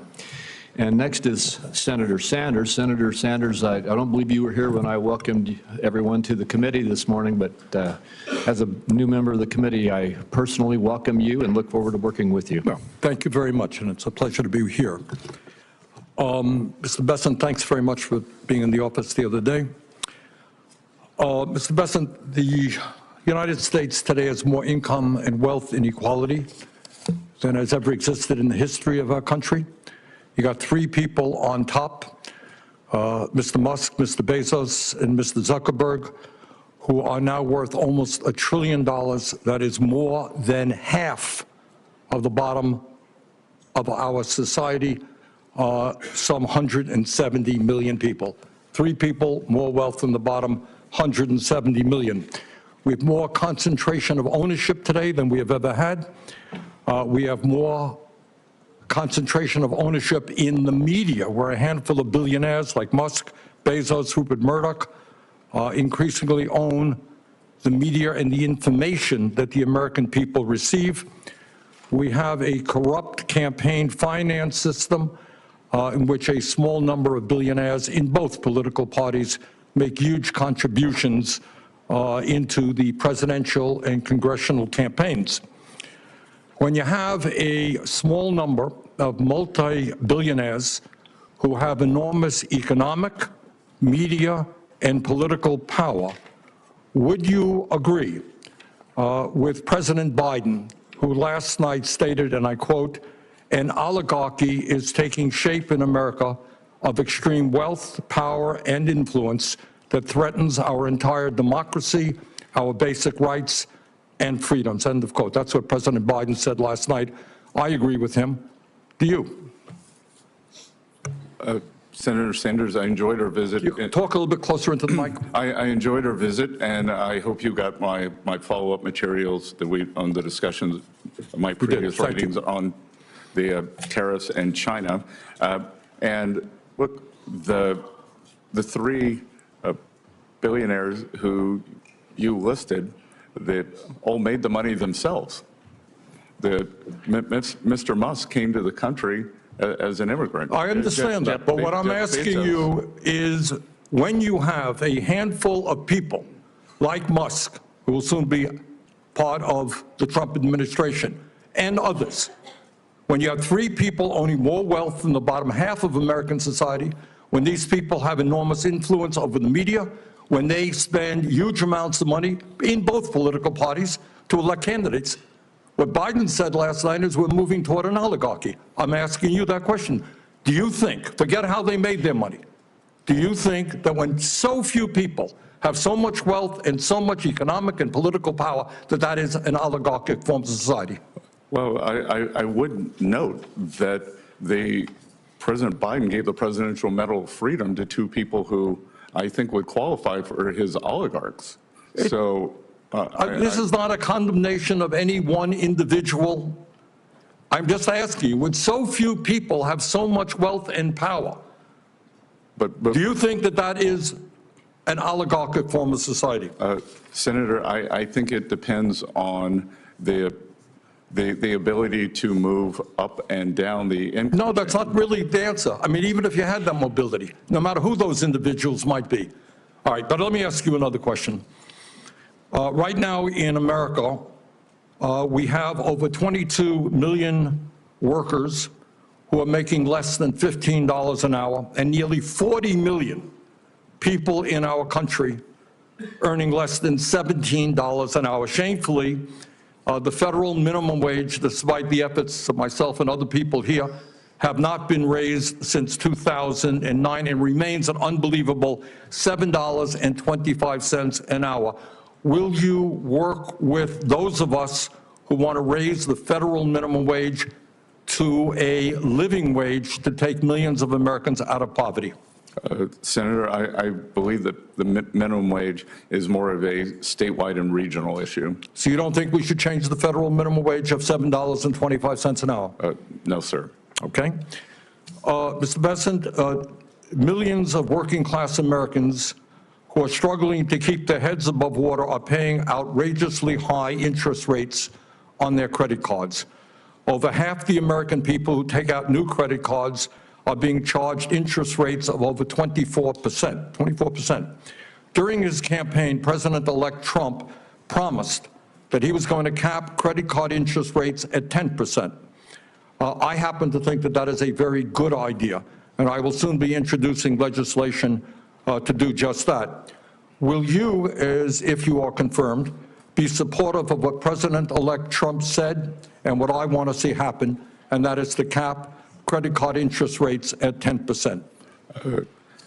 Senator, I think we can both agree that many credit card companies have been bad actors throughout history, and I will get back to you once. Now, very simple question. Trump said he wants to cap credit card interest rates at 10%. I agree with him. Will you be supportive of what Trump and I would like to do? When President Trump takes office, and if I am confirmed, I will follow what President Trump wants to do. Okay. Thank you very much, Mr. Chairman. Thank you very much. Next is Senator Smith. Thank you very much, Mr. Chair and Ranking Member, and great to be a part of this committee. I appreciate it very much, and welcome, Mr. Bessent. It's nice to see you again. I want to follow up a bit on the conversation that we had yesterday and just get into a little bit more detail, and actually some of the issues that Senator Sanders is raising. I'm focused on how we can lower costs for Americans and how we can make this economy work better for regular people in this country. And when we spoke yesterday, we talked generally about this. And you have said that you think our biggest challenge is to get after the deficit, and you've also said that your first priority is to extend the Republican Trump tax cuts, which would add $4.6 trillion to the federal deficit. And you've also said that the Trump Republican tax cuts have generated economic growth and that those benefits are going to have trickled down to everyone else. But what I see is that these Republican tax cuts have delivered massive consolidation of wealth at the top. Almost half of those benefits went to the top 5%. The top 1% got a tax cut that was 852 times bigger than the one that was received by the lowest earning working families in this country. And now these wealthy people have more money than they know what to do with. You see Elon Musk buying Twitter, and now he's got an office in the old executive office building and a seat on the platform when the president is inaugurated. And these tech billionaires are launching rockets into space and building themselves these lavish doomsday bunkers, buying up newspapers, all of which gives them more power. So what I want to ask you is, it seems to me that this concentration of wealth is not good for our country, and it is certainly not doing anything to lower prices for working families in Minnesota or help them afford a home or childcare. In fact, it seems like it's doing the opposite of that. So could you comment on this? Yes, and Senator Smith, I believe that President Trump, and if confirmed myself, are committed to addressing this affordability crisis. And part of the affordability crisis stems from this great inflation that we've had since the 2020. It was nascent in 2021. It occurred in 22, 23. We are still substantially above target. My hope is that we will not see it accelerating again. And inflation is one of the great killers for working families. As we talked about in your office, the CPI or PCE, the statistical numbers, may be up about 22% under the previous administration, but the basket of goods and services for working families. So getting inflation down, getting interest rates down, and addressing this affordability crisis. And and as you know, inflation is coming down, and one of the things that I think we saw during the course of the last couple of years was these big consolidated corporations with so much market power jacking up their prices way beyond the amount of money that they would have had to have raised their prices in order to cover their costs. So in my view, this level of corporate consolidation is actually hurting Americans. It is hurting the price. It's costing people more. And that, in fact, the Republican Trump tax bill that there's such a move to reinstate or to extend is going to contribute to that problem, not make it better. But let me ask you another question. You've also said that in order to get our fiscal house in order, we need to cut spending, we need to deregulate, and we need to privatize. So I want to just look at what we are seeing with some privatizing in the private sector that is of great concern to me. Let's look at healthcare. We've seen a move by big corporate investors into healthcare and especially hospitals. Terrible stories we've heard about rural hospitals and clinics getting shuttered, maternity wards getting shut down. And caused in part by this private equity big corporation purchasing and moving in and controlling, again, concentration in healthcare. And none of this, of course, has lowered costs for Americans. In fact, the opposite, people's costs have spiked. So I wonder, do you see this kind of model of big corporate takeovers of healthcare actually helping to lower costs for Americans? Senator Smith, healthcare, I've probably had trying to understand healthcare cost and the drivers of that on my to-do list for 10 years to be able to sit in a room for a week and understand this, and I've never been able to do it. But I will tell you that when we see things like healthcare, like higher education, both of which have substantially outperformed any inflation index by cost, there is a problem there. I think that what you're identifying could be one of the problems, but I think the overall level of healthcare costs that we're seeing is driven by a multi-factor. It is a complicated issue, and I know I'm out of time, Mr. Chair, but what I see, and we've done work on this in Chair Sanders, when Chair Sanders was chair of the Health Committee, these big corporations come in, the quality of care goes down, patient costs go up. There's a hospital in Massachusetts that was bought up by one of these big firms, and they stopped stocking a common treatment for hemorrhage during pregnancy, and they've seen patients die. So again, I think this is an example of how privatizing is not a solution to our problems in healthcare or other parts of our economy. Thank you, Mr. Chair. Thank you. Senator Johnson. Thank you, Mr. Chairman. Mr. Bessent, welcome. Thank you for your willingness to serve. I want to just start by refuting one of the false narratives we hear ad nauseum from the other side, that the Tax Cut and Jobs Act was the primary cause of our deficits. It's just not true. So I'm going to actually use the facts from CBO. Again, this isn't to confirm CBO numbers. This actually shows you why we ought to take CBO projections with a grain of salt. After its passage, CBO projected 10 years, but I mean for 7 years that we just experienced, total revenue of $27 trillion. Actual revenue was $28.7 trillion. That's, to do the math, that's $1.7 trillion more than what CBO estimated, which shows that the original score was $1.5 trillion lost revenue. So we not only paid for the tax cut, in 7 years, we generated $200 billion more revenue, even with the COVID recession.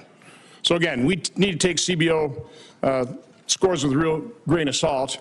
But I hope this committee understands what Senator Graham was talking about in terms of your humble beginnings and your tremendous American success story.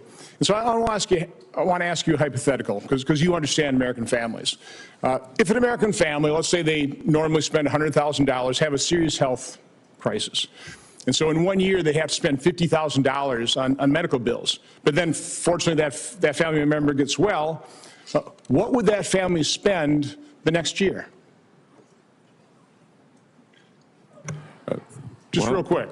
Unless they have more income, they'd spend probably $100,000. They'd spend the same 100 and probably have debt costs associated with that. Right. They certainly wouldn't do what the federal government has done. In 2019, before the pandemic, we spent $4.4 trillion. In 2020, we spent $6.6 trillion. When the pandemic ended, we didn't really reduce spending. For the last 5 years, we've averaged $6.5 trillion. Last year, spending $6.9 trillion.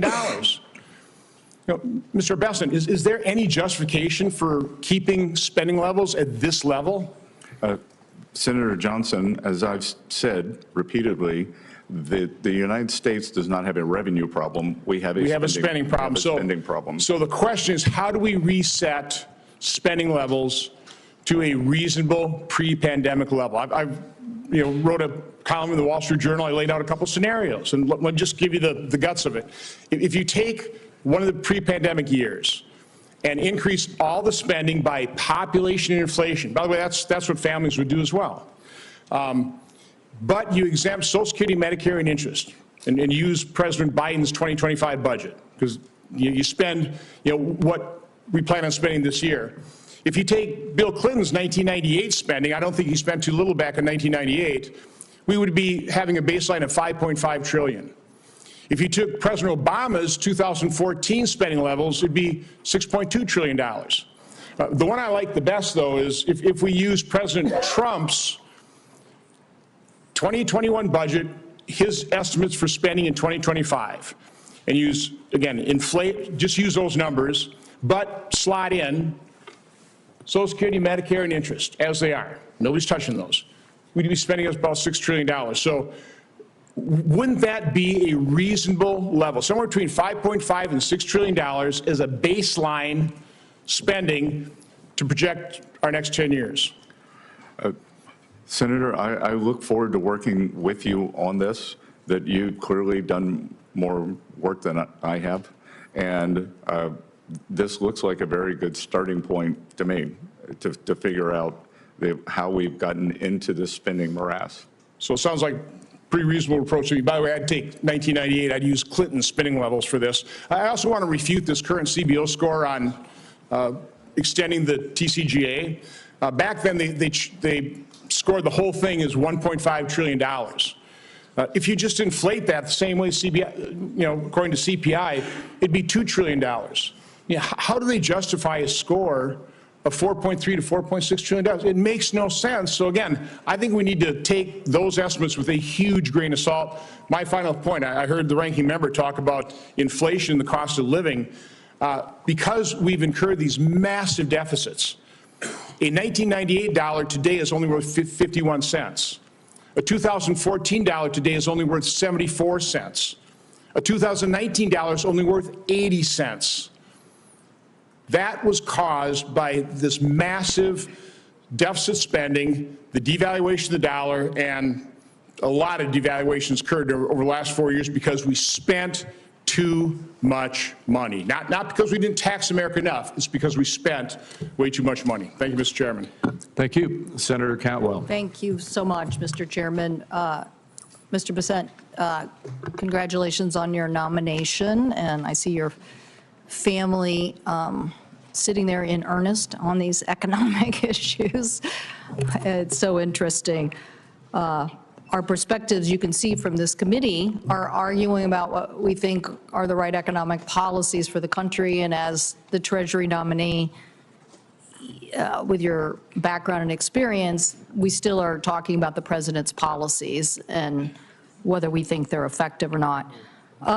Real GDP has increased at an annual rate of 3.1% in the third quarter of 2024. That's strong growth, right? As an aggregate number, it's strong growth. Okay. The economy added 16 million jobs over the last 4 years. An average unemployment rate is the lowest it's been in 50 years. So that's led to better pay and working conditions. We want that, right? I'm in favor of better pay and working conditions. Okay. Yes, Senator. And after-tax income increased by 400%. So these are good economic news. And I personally think that focusing on innovation and building supply chains is a good thing to do. And so when you start talking about tariffs, that's when you get, the Pacific Northwest attention. In fact, I would say a recent editorial by one of my newspapers was, bracing for the Trump tariffs, aviation in general. You can imagine we actually have an actual net surplus. I think we export about $2 billion worth of goods out of our state versus importing $1 billion, but this is a big part of it. And so in the aviation sector, I think I sent you an article about the fact that we think increasing our manufacturing innovation to continue to have markets and sell to those markets is a good economic strategy. Senator Cantwell, as I discussed in your office, that in my hometown of Charleston, South Carolina, Boeing is also the largest employer. So I view aviation as very important. Great. So now I want to, and believe me, I would have the same conversation with Joe Biden or Barack Obama or whoever.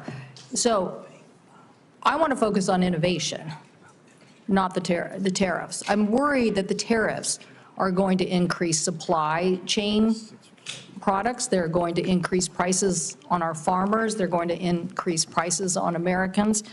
And so I want to ask you, don't you think we are in an environment where exporting products and growing markets outside the United States is a big economic opportunity? And what are you going to do to build coalitions to help us be able to achieve opening up those markets, as opposed to just the retaliatory tariff environment, which may raise costs on Americans and not resolve these issues? So Senator Cantwell, thank you for that. And after our discussion in your office, I actually went back and looked at some older data. In 2000, in terms of the labor share of aggregate income in the U.S., 69% accrued to labor. Today, that number is 60, and you could see a sharp drop after what is called the China shock. So I agree with you that opening markets is good, but the free trade must be also balanced against fair trade. And clearly what has happened is the trade has not been fair. That has fallen on the American workers, and we cannot allow, as I think I mentioned to you, China is the most imbalanced, unbalanced economy in the history of the world. They are in a severe recession/depression. They may have -4% disinflation, and they are attempting to export their way out of that, as opposed to doing the much-needed internal rebalance. Yep. So, I am with you on the need to open markets, but we cannot allow a player like this to flood our markets or to flood the world. Well, but I'm saying I believe in coalitions. We just discussed a technology NATO. I think you thought that was a good idea. The notion, though, I mean, I can get upset with my colleagues on the other aisle all the time and object, but that doesn't move me forward. And so I hope that you will look at what we're going to do to build allies. I mean, these numbers that basically are talking about just the tariff and what it would do to the price of gasoline given Canada is concerning. And so I want to know that the Trump administration is going to focus as much on innovating our way to success as we are on the tariffs, because I do think we're going to see retaliatory tariffs. We saw them in our state. It hurt us in our agriculture. And what happened is that you lose more farms. I mean, there's a lot of people buying farmland. Goldman Sachs, Bill Gates, there's a lot of people buying farmland. But we're losing farmers in the middle of the trade wars, and that's a concern I have. Thank you, Mr. Chairman. And oh, by the way, thank you so much for mentioning housing. I so appreciate that that was in your statement. I look forward to working with you. I do think that's an area, if the president will push forward, that it is a way for us to lower costs. Thank you. Thank you. Senator Lujan. Thank you, Mr. Chairman. Good to be with you. Mr. Bessent, thank you and your family for being with us today. I very much appreciated the conversation we had in the office. Now, I'm going to touch on several topics, so I'm going to ask you some yes or no questions, and I thank you in advance for your brevity. It may surprise many observing today the immense responsibility that the Secretary of Treasury has in stemming the flow of fentanyl and other substances. Now, yes or no, will you commit to continuing the Biden administration's counter-fentanyl strike force, which brought together the Office of Terrorism and Financial Intelligence and IRS criminal investigation to fight financial crime?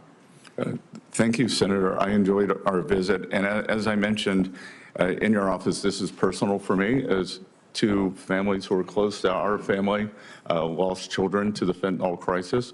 So I will commit and know that it is my belief that President Trump is laser focused on this issue. Mr.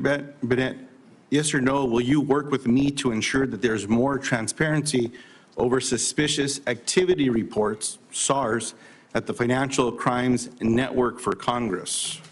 I believe, as you and I discussed, there is a sleeve of Treasury called TFI, Terrorism Finance, that deals with this within fence in, and I believe that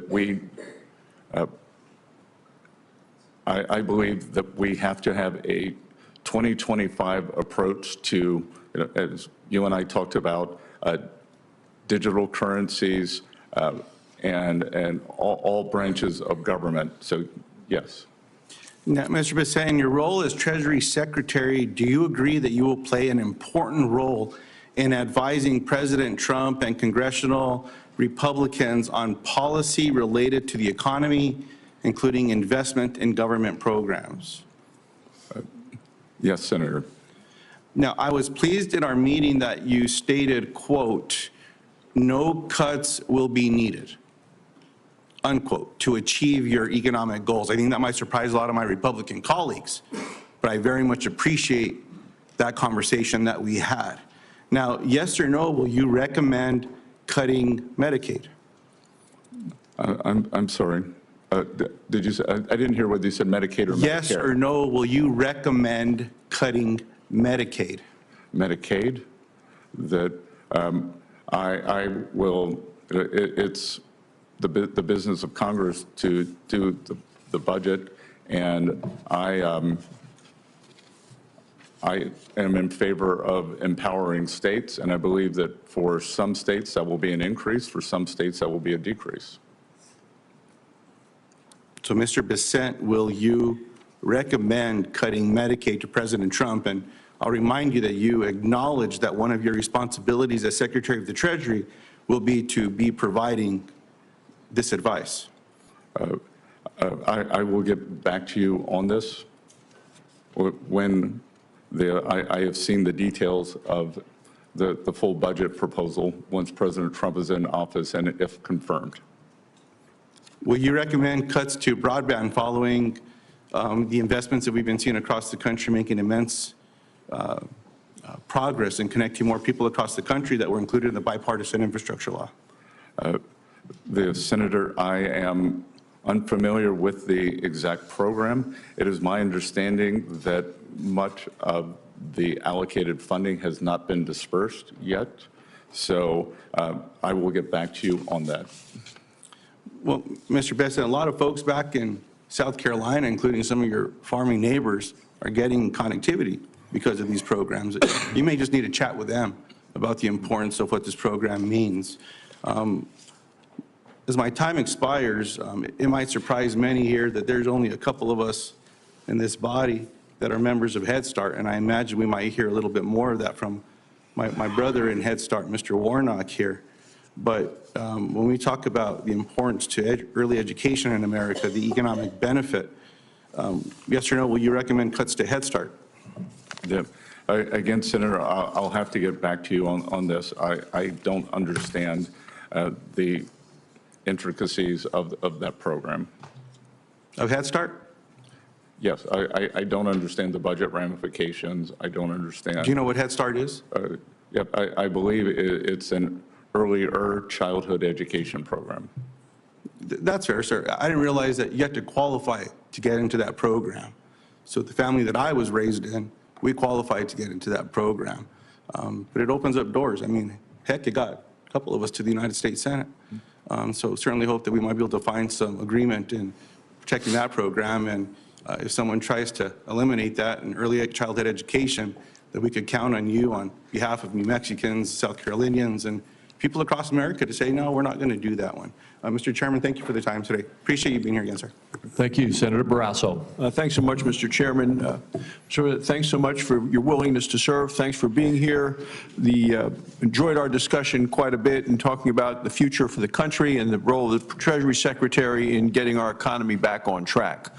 This means lower prices, higher wages, more jobs, and stronger economic growth for America. It also means protecting people in states like Wyoming from crushing regulations and devastating tax hikes.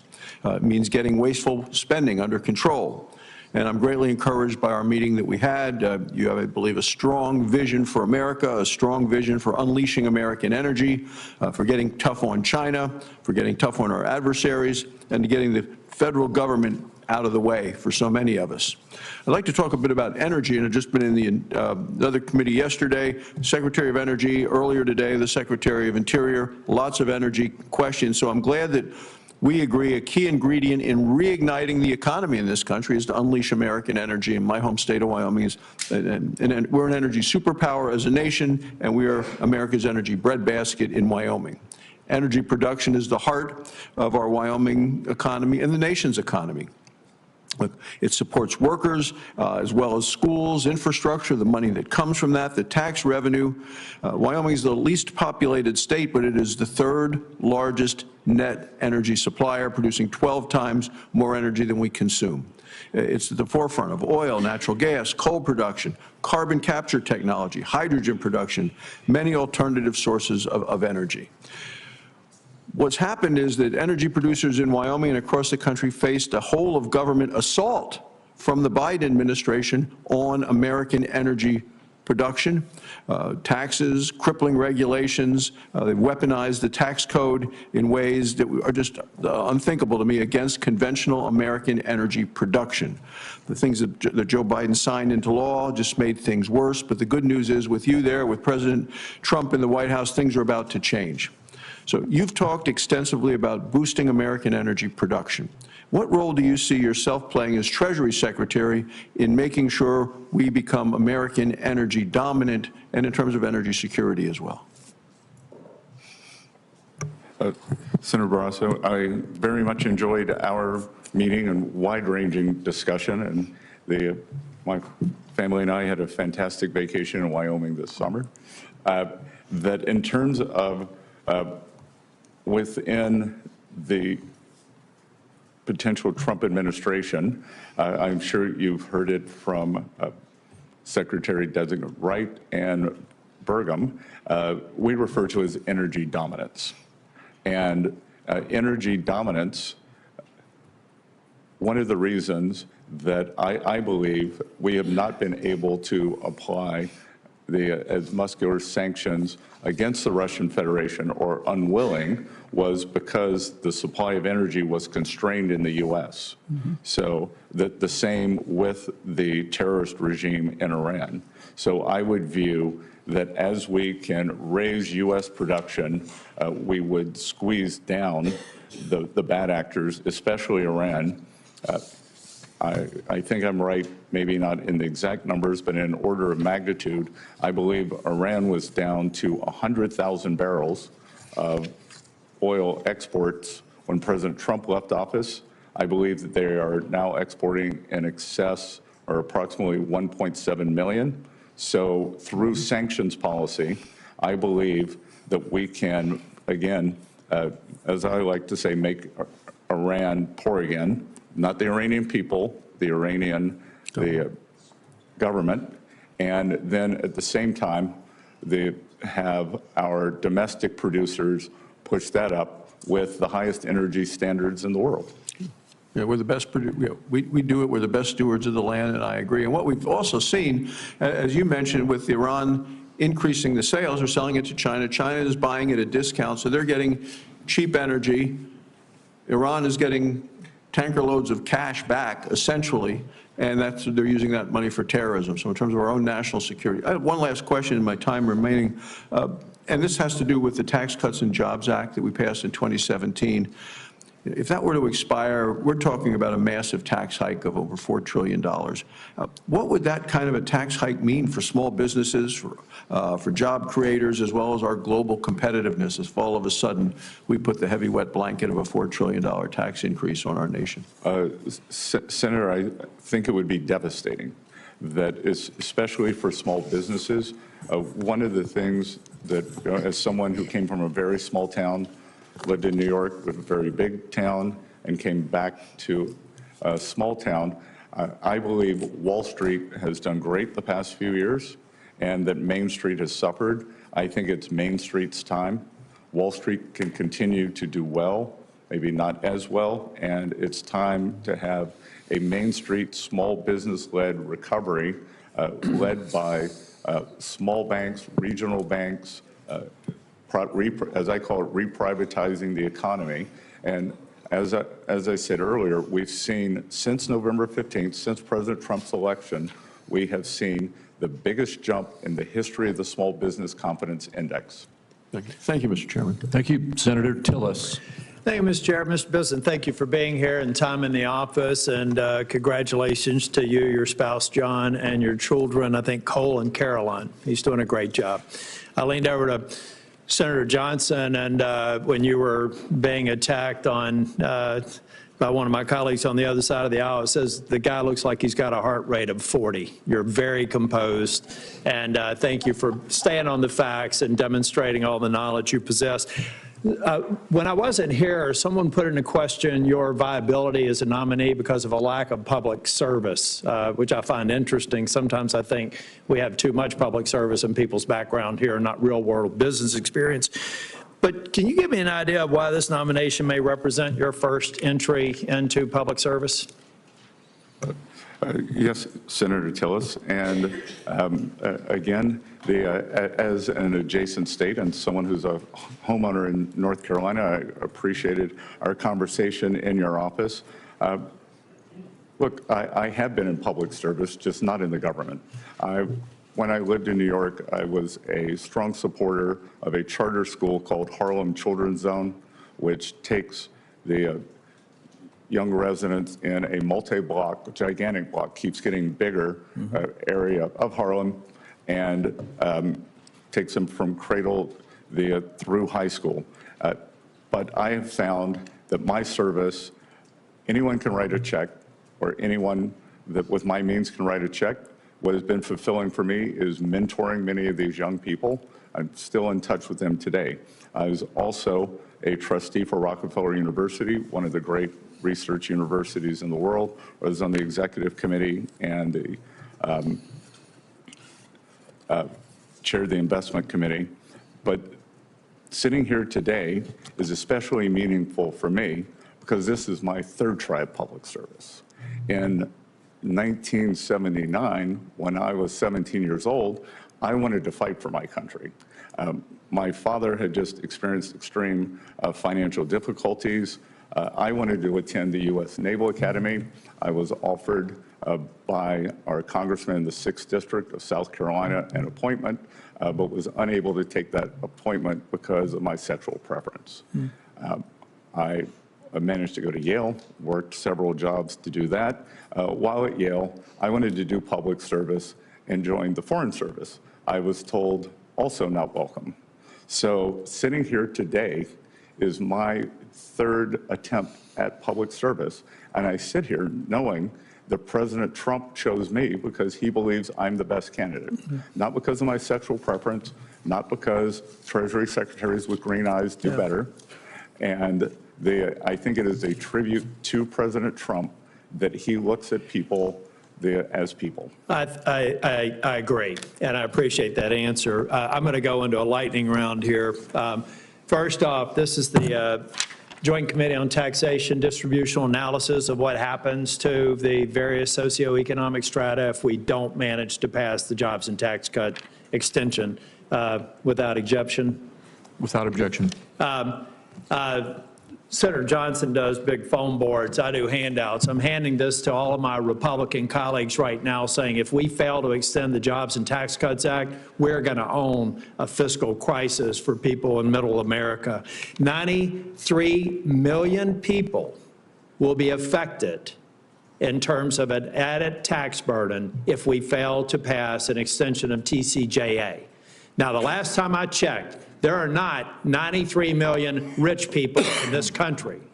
There are people who struggled like you did when you were a kid and like I did when I was a kid, who had to work themselves through college. And every time we had some well-intentioned program from government to make things better for me, it made it harder for me to dig myself out of the economic situation I was born into. So the facts are stubborn things. This tells us what happens if we fail to pass the jobs and tax cuts. And it doesn't even get to the impact that I had. It turns out at that very table, Jelly Roll was here for a finance committee hearing. He lived in the same trailer park that I did 20 years later, and South Nashville, Tennessee.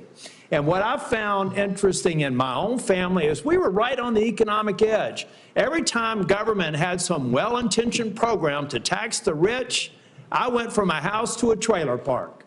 And every time government let us do what we wanted to do, we lived in a house. I'm a living example, and I'm sure Ben Ray Lujan, some other people have had those experiences. You got to go back and look historically at when people like me and people like you had real opportunities. I look forward to supporting your nomination, and Mr. Chair, I'm going to support some, I'm going to send some questions for the record, but it's just to reinforce the message that Republicans have to deliver.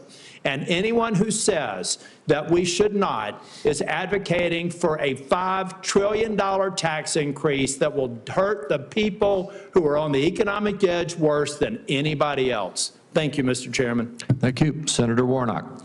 Thank you, Chairman Crapo. I'm grateful and honored to be joining this committee.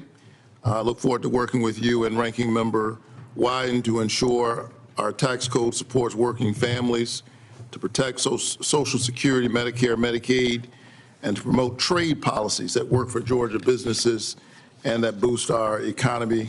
Mr. Bessent, good morning and good to see you again.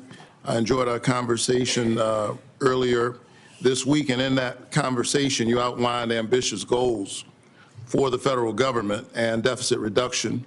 I'd like to follow up on our discussion about your economic plan. According to a new report from the Tax Policy Center, the largest tax cuts from extending the Trump tax bill would go to those with the highest income, especially those in the top 1%, making more than $1 million per year. In fact, the top 1% of owners will take home roughly 1/4 of the benefits of the law, and the top 5% will get almost half of that. Do you believe that the wealthiest 1% of Americans deserve or need an additional tax cut? Senator Warnock, I greatly enjoyed visiting with you. I think probably a better way to look at it is on a percentage basis. And when I think about the distributional aspects of the Tax Cuts and Job Act, that most of the benefits accrued for the working and middle people as opposed to the upper ends. In absolute dollars, as you just read, that is correct, but I think it's important to look at it in percentage terms. So you believe that the tax cut that provided 1/4 of the benefits of the law to the top 1% and top 5% getting almost 1/2 actually benefited those at the bottom more than it did those at the top. Is that your testimony? I believe that in 2018, 2019, that the households in the bottom 50% of income earners, the wealth increase for those households was 3 times higher than the wealth increase for the top 10% of Americans. So we should continue to move in that direction and give more tax cuts to those at the highest. You have talked about high deficits as a national defense problem, and I agree with that. I think we need to be fiscally responsible. We need to work to close the deficit and bring the national debt under control. In 2013, Congress extended the Bush tax cuts for everyone except those making more than $400,000 a year. This bipartisan decision saved the Treasury $600 billion, helping to narrow the deficit. Do you agree that ending the tax cuts for those making more than $400,000 would help close the deficit and reduce our national debt? Senator Warnock, I do not. I believe that you would capture an inordinate amount of small business people who largely are in that cohort of 400,000 to a million. So you wouldn't cut it off at 400,000. What about $1 million? That again, I believe these are small business pass-through owners, and I believe that we, as I said before, Wall Street's done great. It is time for Main Street to do well, and small businesses need to drive what I call the reprivatization here away from this government spending. I agree that it's Main Street's time. I'm from Atlanta, so I'll say Peachtree. and some other locations in my state. What about those making more than 10 million? Would we reduce the deficit by extending those tax cuts for folks making about $10 million? So again, I think it's important that we put in incentives for them to invest. So going back to the 100% depreciation for equipment, that I think that. So I don't mean to keep interrupting, but I'm the pastor, and we're known to be loquacious of speech, but I'm running out of time here. What about $1 billion? So again, that I think that these are the job creators. So there's no income level for which you would support raising taxes. Is that fair? There is no income level that I don't think we should continue the TCJA as it was. All right. I think our country is facing structural deficits. However, I think that to continue to reduce taxes for the wealthy and letting them avoid taxes based on what they already owe is not going to get us out of that problem. But I look forward to continuing that discussion with you. Thank you very much. Thank you, Senator. Thank you very much. And before we go on to Senator Blackburn, I just want to restate there's a lot of facts that have been thrown around in this hearing today. I'll just restate one that I said in my opening statement, and that is of this $4.3 to $4.6 trillion tax increase that it could happen, $100,000.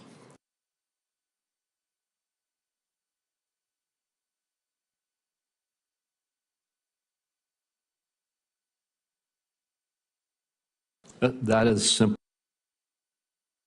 tax increase.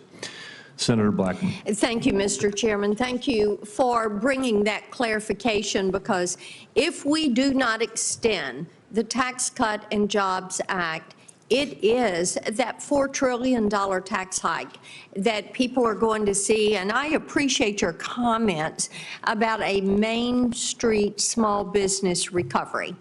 That is something that is so vitally important. And as the chairman knows, we have had much discussion over the last few years with the Biden administration over how they determine that $400,000 number. If it is the gross, if it's the adjusted gross, they came up with the term of total positive income, which is everything you make. And we know that the Biden administration approach on this would be a killer for Main Street businesses. We know that 199A is vital to them, and they need to see that in the Trump tax cuts and in that permanent, so that we can have that Main Street small business recovery and revival. I appreciate that, and I appreciate that President Trump has nominated you for Treasury Secretary, because you are sensitive to that and what your work means to Main Street and to individuals, and getting the IRS under control and looking at some of these provisions that are going to be in front of you. So we appreciate that you would come back a third time and look at public service, and that John and Caroline and Colin, by the way, they are behaving so beautifully. Whatever they want, they get. Ice cream. Senate orders. We'll be right there to support them. I do want to talk with you for a moment about CBDCs and some of the push that the Biden administration had. They did an executive order for Treasury to research development of a CBDC in the United States. And of course, this causes a lot of us heartburn, because we look at what the CCP did with the digital yuan in connection with the Olympics. So upon confirmation, how would you approach this discussion of CBDCs? And are you for them or against them? Could you end the Biden administration project to create a U.S.-based CBDC? Senator Blackburn, thank you for your remarks. I may have a little trouble disciplining the two behind me, as I'm sure that I will hear that a U.S. Senator has vouched for their behavior. But on CBDCs, I see no reason for the U.S. to have a central bank digital currency. In my mind, a central bank digital currency is for countries who have no other investment alternatives. So if we think about a reserve manager, a high surplus country, whether it's Saudi Arabia, Singapore, who ends up with, call the Chinese currency whatever you want, the yuan, the RMB. Yeah. If you own that currency, you have to have something to invest in. That there's very little to invest in if you want to hold the currency. You could own Chinese government bonds, which don't yield So very your much. view of that would be a negative view? Well, I view that many of these countries are doing it out of necessity, whereas the U.S., if you hold U.S. dollars, you could hold a variety of very secure U.S. assets. I appreciate that. I appreciate your comments earlier to Senator Barrasso about the Pillar 2 negotiations. This is something that we would be well served to extract ourselves from this. Currently, the preliminary data that we have, 40%, right at 40% of the total Pillar 2 tax burden is on us. And China, of course, has found a way to exempt themselves from this. So that is in need of a revisit, and I look forward to you doing that and standing with our companies. I want to get, and this I think you can just submit to me in writing, Advanced Persistent Threat, APT, which is China. They were able to override Treasury security system and remotely access workstations where they reported access to unclassified documents. And of course, this is Chinese Communist Party at work again. And this is, we found this out after finding out from the Treasury Inspector General that 2,800 IRS employees still had TikTok on their government devices. If confirmed, and when confirmed, will you take steps to improve Treasury security systems? Senator Blackburn, one of the earlier questions was, what policies of the current Treasury Secretary do you disagree with? And as you noted, the December 8th hack into Treasury was via a work-from-home system. Yeah. So I, as Treasury Secretary, have confirmed, plan to be in the office every day that I'm in Washington, D.C., and I expect all the other employees to do that too. Thank you. And I think it's a matter of national security for everyone to be at 1500 Pennsylvania Avenue. Thank you. That is well received. Thank you, Mr. Chairman. Senator Welch. Thank you. Thank you very much, Mr. Chairman. It's delightful to be a new member of the committee. I look forward to working with you and all our colleagues. Mr. Bessent, thank you so much for your visit yesterday, and welcome to your family. As we discussed, the situation for a lot of Vermonters who work incredibly hard is very tough.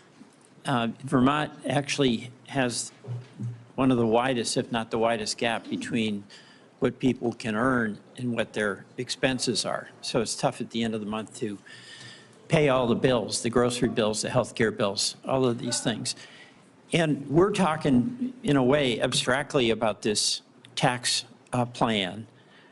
And the reality for most folks in this country is that for the past 40 years, working Americans have actually had a pay cut, not a pay increase. And my hope is that whatever tax policy we have is going to start with a commitment to making lives better for the Main Street folks that you mentioned, and I'm glad that you did.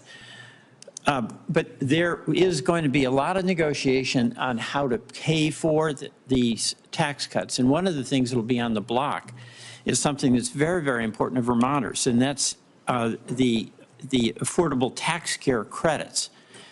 that we have now. So in Vermont, I mean, healthcare is incredibly expensive for everybody.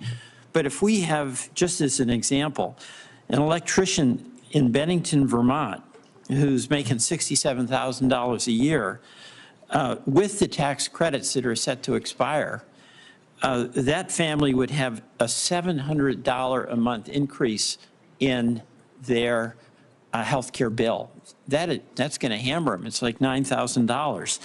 So my question to you is, in putting together this tax proposal, where you are going to have to be making recommendations about how to pay for it, will we continue to provide this help to Vermonters, like this electrician in Brattleboro, so that he doesn't get hammered on health care premiums going well beyond what he can afford? Senator, as we discussed in your office, and I haven't had time to do my homework on this, as I think I told you that my family, friends, business colleagues, I often get sick of hearing my phrase, no data, no opinion. No, I will get up to speed. If confirmed, I will get up to this. I appreciate that, but there's a couple of things that really make a difference for working Americans in South Carolina and in Vermont. The child tax credit, you know, when we had that and reduced poverty for children by 50%, that's really elemental for hardworking families. In the premium support, where healthcare is just a brutal expense for employers too, by the way. So my hope is that in the design, we're going to start by making certain that we do no harm to working Vermonters and working South Carolinians, okay? Second, on the tariffs, I'm in support of the China tariffs. That is defending us against unfair trade practices by China. I'm concerned about the impact of tariffs on Canada and what that does to us in Vermont. Our major business partner, export partner, is Canada. And from what we have seen, it would raise the cost to businesses, probably cost jobs and cost to consumers. So what reassurance can we get from the Trump administration that there's going to be a do no harm policy to American consumers and Vermont workers and small businesses with a tariff policy? Senator, very, very difficult for me to isolate Vermont especially, but in terms of working Americans, I believe that President Trump understands that it's working America. He had a very unique coalition. Well, he does, and my hope the policy will reflect that. So I appreciate the opportunity to work with you on that. I look forward to working with you, and look, I think he understands that it's the affordability crisis. It is, and just the last thing, very little time, but we were talking about credit card rates for consumers. Credit card fees for our small businesses are the highest in the whole world, the highest in the whole world.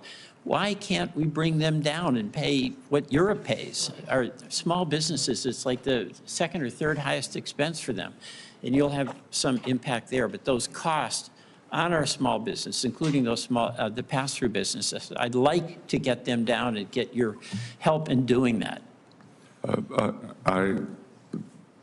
I look forward to working with you on this issue, if confirmed. Thank you very much. Thank you. Thank you. Senator Marshall. Well, thank you, Chairman Crapo, Ranking Member Wyden. It's great to join the Finance Committee. As I listen around, it seems like to me like so many of us share the same goal, that we want Americans to be prosperous. We want them to be able to live their American dream. We disagree how to get there oftentimes, but we all had this same goal, that we want Americans to be prosperous. Mr. Bessent, welcome, and congratulations on your nomination as well. I think it could be said that rural America in many ways is President Trump's base. Of the 77 million people that voted for President Trump, a lot of them came from rural America. In fact, I think I could argue that 90% of rural Americans voted for President Trump. And no one has suffered more these last 4 years than rural America has. So my questions may be geared up about that as this economy. What can we do to help Main Street, to help small businesses, and to help rural America? Now, everyone knows that you're a financial wizard, that you've been successful on Wall Street. But I just want to understand your commitment to small town America. You're from a small town. I think you understand agriculture from our conversations and even some background in community banks. How important are community banks to those small towns, and what is your commitment to rural America? Well, Senator Marshall, I think again, may be one of the few Treasury Secretary nominees in recent period who occasionally listens to farm radio on XM on weekends. And I can tell you that after the Silicon Valley debacle, that farm radio was intensely focused on the potential loss of small and community banks. Yes. And they are important pillars for those communities.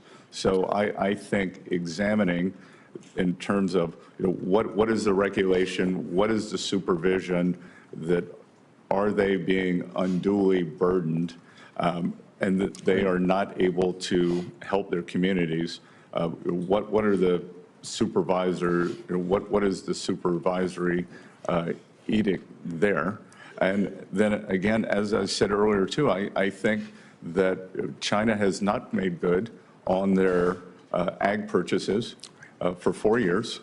And if confirmed, next week, I would start pushing for them to resume the purchases, and then I would conference with President Trump on whether he believes that there should be a makeup provision. Thank you. I want to stay on rural America and talk about tax credits for a second.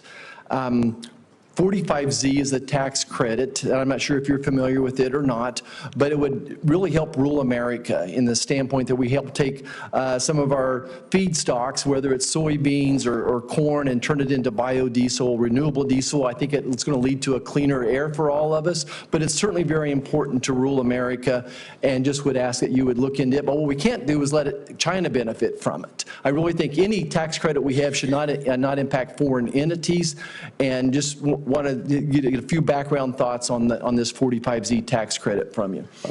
Well, as we discussed in your office, and you gave me a very good overview of how the Chinese backdoor into this program. So that's obviously unacceptable.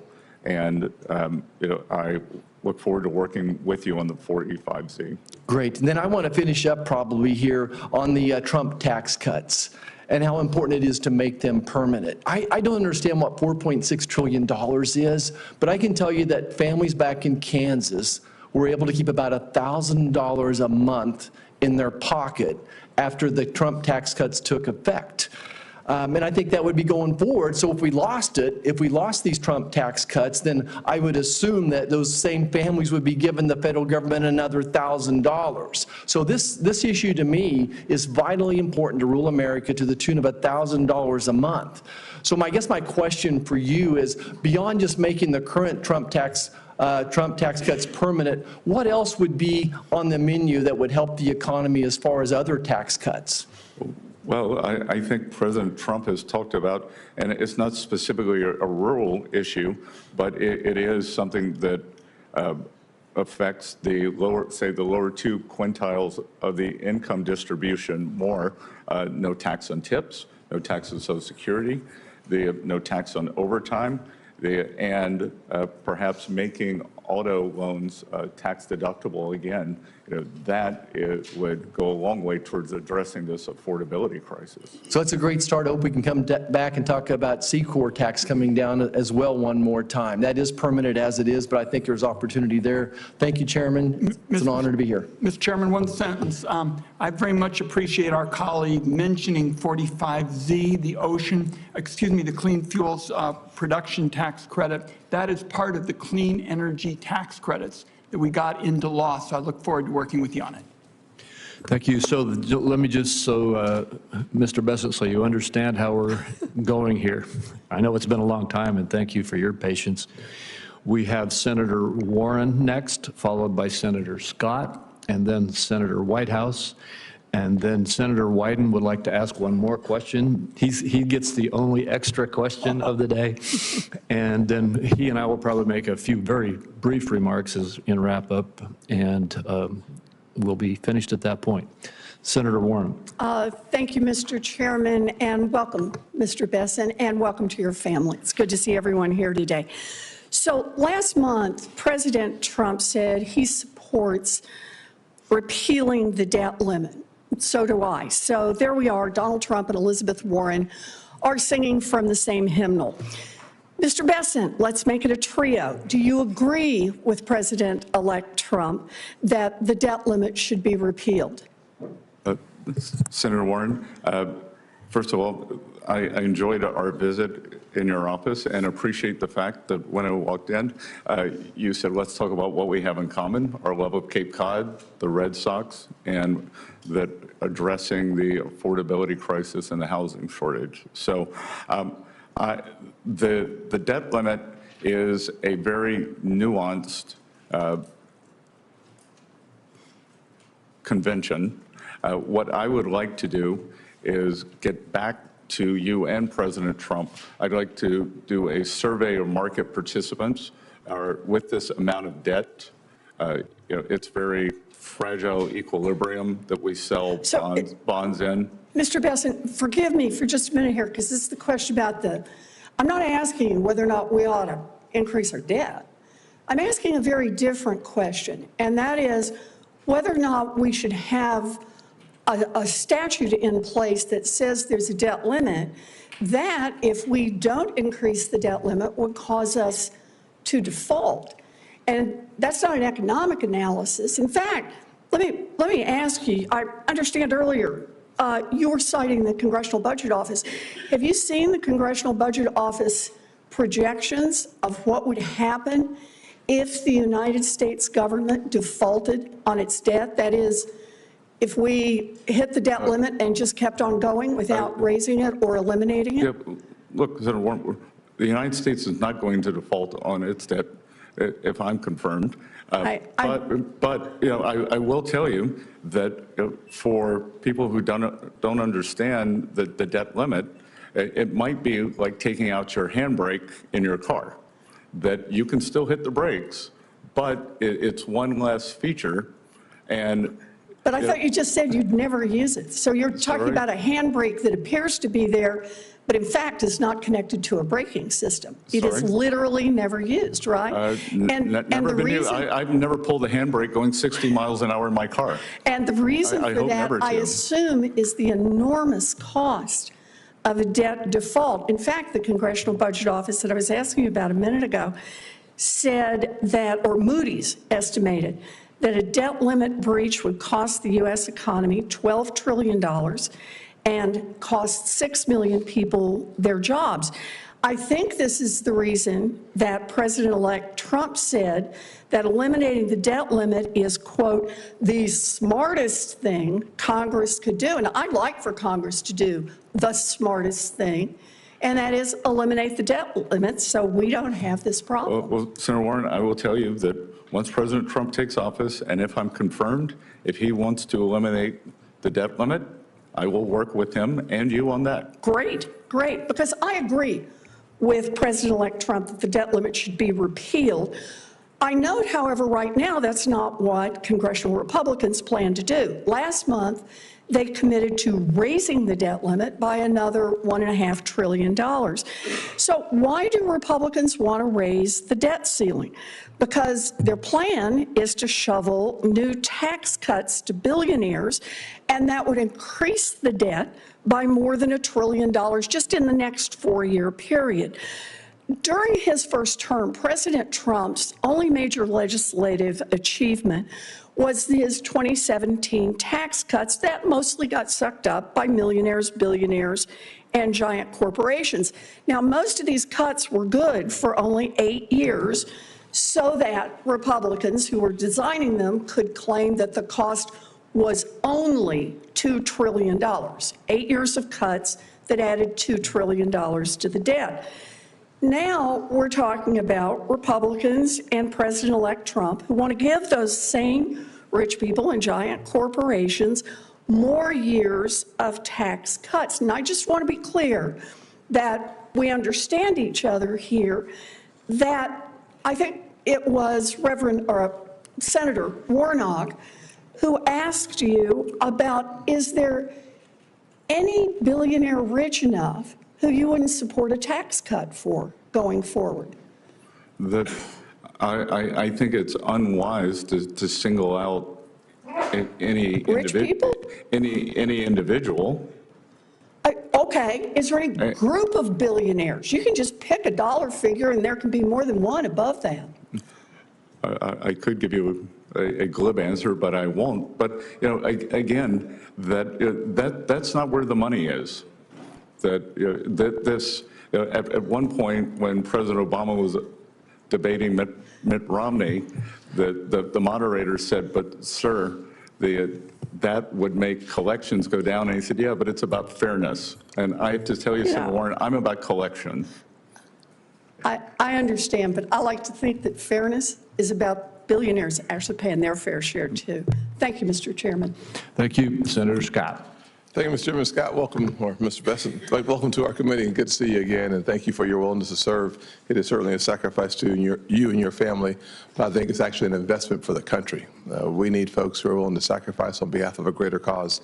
The greater cause in this instance is generations of Americans you will likely never meet, but will be better off because we do the right thing. One of the things I think about as the right thing, I know you grew up in a working class family and I grew up in a single parent household mired in poverty, is having stability in our financial system. One of the places where we need the greatest amount of stability is for our banks. So think about Silicon Valley Bank and other banks that failed recently. As you can imagine, as the chairman of the banking committee, I care deeply about the stability and strength of our banking system.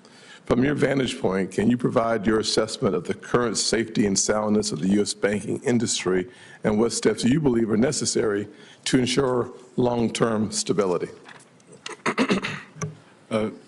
Senator Scott, good to see you. Good to have two South Carolinians in the room. And look, I think the strength of the U.S. Economy, our financial markets, is the depth and breadth of our financial systems. I believe that we have likely seen the top 5 banks become too big a share of banking assets. We have seen, because of undue regulation, the shadow banking system get larger and larger, and to the detriment of community banks, small banks, and the small regional banks. So I think that we have to take a look at both regulatory and supervisory conditions in those. I think that the banking system is well capitalized, perhaps over-capitalized, and this comes from someone, my background is as a financial institutions analyst. I've also taught the history of financial crises, so I am very attuned to the idea that financial stability is important. The pendulum tends to swing from one way, go into overshoot, and that from 99 to 2008, that was an overshoot. And since then, the regulation, our banking system has been constrained. And if we are going to have the kind of the generalized Main Street prosperity that I would like to see over the next few years, it's going to be driven by communities, small banks, and small regionals.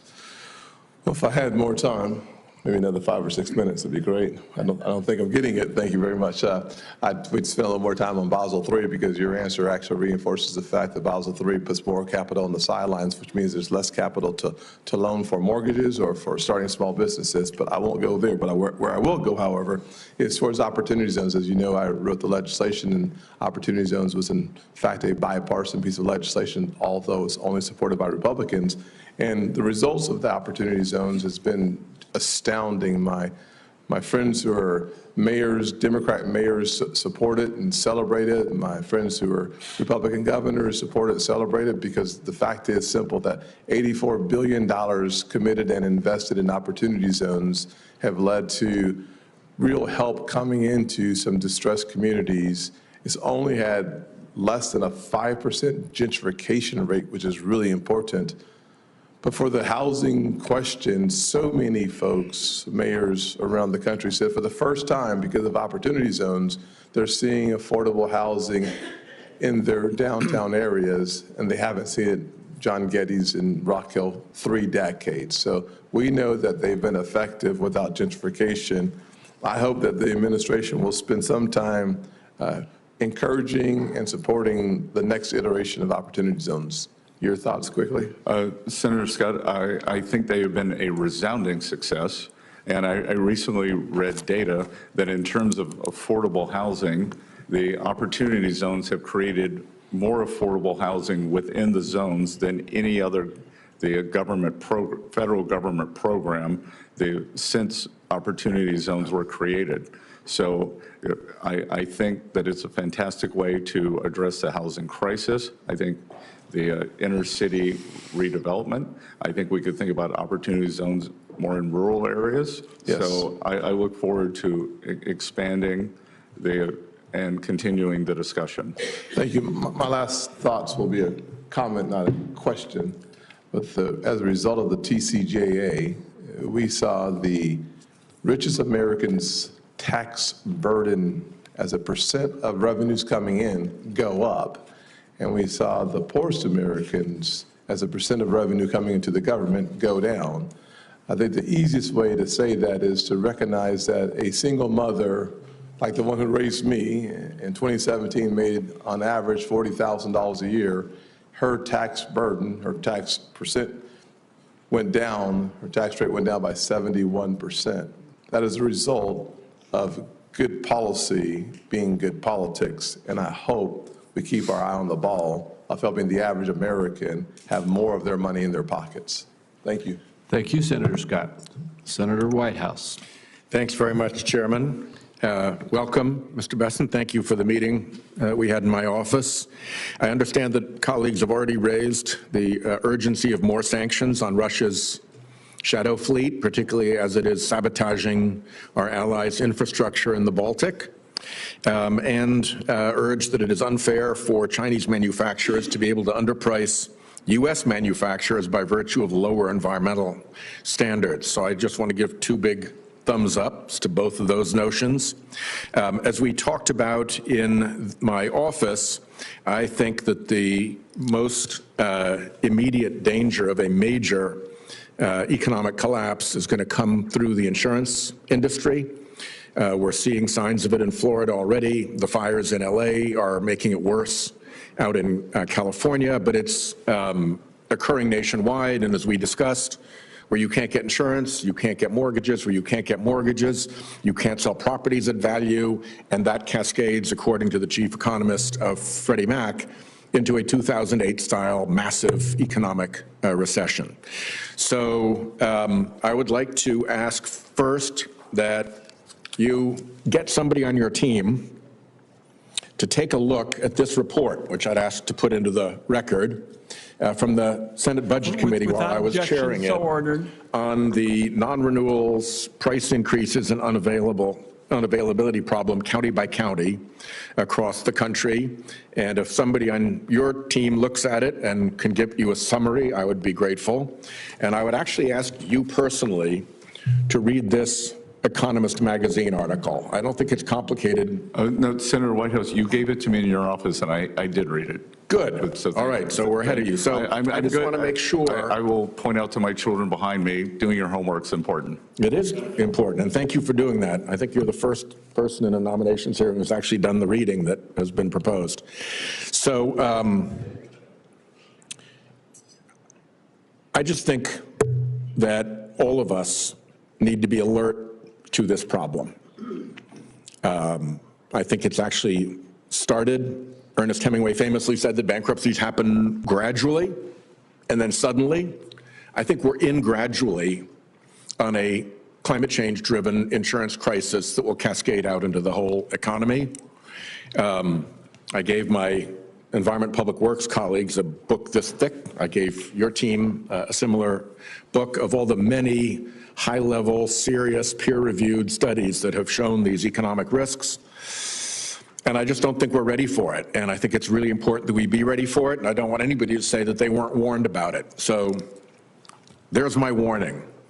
Last question to you, and I'm going to be treading into an area where I don't know a thing because I just heard about this morning, and I've been the ranking member in the EPW noms hearing. So what I did read this morning is that the manner in which you have structured your partnership has enabled you to avoid the payment of nearly $1 million in Medicare taxes, and that the IRS has taken the position that the manner in which you structured your partnership to avoid those Medicare taxes does not actually support avoiding Medicare taxes. And it's probably more complicated of an issue than you and I are going to get through in the next 1 minute and 13 seconds. So we'll follow up with a question for the record. But I just think that when we're dealing with these massive issues of income inequality and threats to Medicare and all of the concerns that I think actually helped propel President Trump to the presidency, it would be extremely awkward if the Secretary of the Treasury were taking advantage of a supposed avoidance mechanism that the IRS, which you oversee, has determined actually doesn't produce that result. And somehow those things need to come into alignment. I don't know why. I suppose the easiest thing would be to go back and pay the Medicare taxes. But again, this is way more complicated than you and I can dispose of in the next half minute. But I do think it's important. I think it's really important to send a message as an incoming Treasury Secretary that everything you do with respect to your personal taxes aligns with IRS guidance. Senator White, thank you for the question. So it is the firm's taxes, and we are up to date on all our taxes. This matter is not by us, but it is in continuing litigation. If confirmed, I have agreed to shutter my firm, and I have also informed the ranking member and the chairman that I will provision the amount that is lower than the amount that was stated in the press release that went out last night, and I will hold that until till the case makes its way through the courts. So once well, that seems like an attentive response to the problem, and I'm glad you respected this actually is a problem that needs to be attended to. So thank you. Thank you. And Senator Wyden has asked if he could add one final question. You get the last one, Senator Wyden. Thank you, Mr. Chairman. And I gather that after this, at some point, you and I will have some closers. I appreciate that, and I'm going to be very short on that as well. Mr. Bessent, I want to ask about the double standard with respect to tax enforcement in America. The working person, a firefighter or a nurse or somebody who works for a wage, pays taxes with every single paycheck, and the government gets that information. And to a great extent, the ultra-wealthy can have a very different system. They can bring in this whole battery of accountants and lawyers and the like and say, you know, make sure that I don't have a lot of income this year. And then they don't have the same reporting system. And what I have always felt is that ensuring that the government, the IRS, can do tax enforcement to prevent wealthy tax cheating is absolutely crucial to limiting this double standard with respect to enforcement, where you have all this information from people who are working for a wage, and you're trying to figure out what's actually going on with lots of wealthy people. Because to me, the scam is in what's legal. I want it understood that I'm talking about people using their accountants and lawyers and this battery of people. So my question to you is, do you believe that it makes sense for the Congress to give the IRS the resources to collect taxes from people who may be cheating? And we don't even know because it's so hard to run down all this information. Do you believe it's important for the Congress to fund the IRS for that kind of enforcement? Senator Wyden, I believe that collections are very important, and I believe that the IRS, and again, I haven't been confirmed. I have had no meetings. This is all external. I believe that a large amount of it can be solved by data processing, and we are on the verge of an AI revolution. And I would hope that the AI revolution, much as it has in medical technology, it's pattern recognition, and that my understanding now is that the agency runs on 12 different systems on COBOL, which is the programming language that when I went to Yale in 1980. So I am 100% in favor of that, of updating those systems. So you talked to me about this in the office, and I appreciated the comments. It's still resources. It's going to be computers, perhaps, not people. But I showed up in the United States Senate when only one person, Pat Leahy, knew how to use a computer. And so we've seen these dramatic developments, and I think you're right, AI is going to shape the debate, but it still leaves the question, we're going to need resources. And again, what you've seen, because we don't have the resources to go after the wealthy tax cheats, people who use the earned income tax credit or something, they're the ones, who get the audits and the like. And I want to see in this position somebody make a commitment to making sure we'll have the resources to go after the wealthy tax cheats who have this unique kind of system. And I would acknowledge your point that certainly it's going to be a challenge in the years ahead with respect to AI and other technologies, but we're still going to need resources. Are you going to support that? If confirmed, I will come back to you with a plan for upping collections. On wealthy tax cheats? Well, you seem to believe that the wealthy cheat more, but that I think across the entire income spectrum. So you were saying that the wealthy have this special cachet, and if there is some large mother lode there, then to figure out how to crack that, whether it's through AI or some other means, that I will commit to coming back to you. Well, let me tell you why it's so important.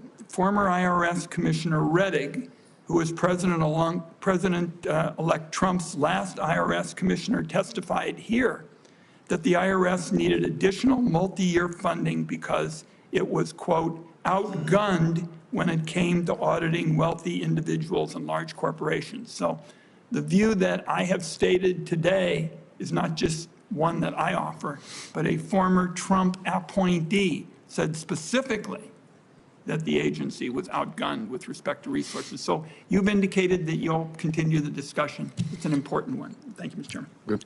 Well, thank you. And why don't you go ahead with any closing remarks you'd like to make right now, and then I will wrap it up. I'm going to spare everybody, and especially the nominee, a filibuster. It's been a long morning. And Mr. Bessent, we started off with your confirming that you're going to protect taxpayers' ability to file their taxes for free directly with the IRS. I think that's constructive, because I think when it works for a second straight year, we're going to begin to join the rest of the Western industrialized world in making sure that our people have a chance to have a system that works for them, that empowers them if they choose it. With respect to some other issues, I'm concerned about a number of other matters, and we may need to have some additional conversations about it. What concerned me was your response to my question about wealth rather than work with respect to being favored in the tax code. And I think today that's a reality. That's just plain fact. And the people I represent know it, because they pay taxes with all their paychecks, and they're paying a higher rate than people who, as I've indicated today, have good lawyers and good accountants. So I continue to be very troubled by that. And some of the past reforms have tried to minimize those differences between tax rates for wealthy people and tax rates for workers. But I remain concerned about that. And with respect to some of the other issues, I leave you with the proposition that I haven't really heard you touch on, and it's the proposition that Bill Bradley and I have believed in these many years, is we want a tax code that gives everybody in America the chance to get ahead. And with differences like the one I've asked about, the difference between the rates for the wealthy and for workers, there's a long way to go to get it done. So I'll look forward to continuing some conversations. Thank you, Mr. Chairman. Thank you, Senator Wyden. And Mr. Bessent, we're toward the very end here. I'll be brief myself.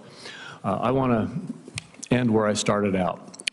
I think that it's very clear that you have acted in your dealing with the vetting of this committee in a very, very straightforward, courteous, and honorable way.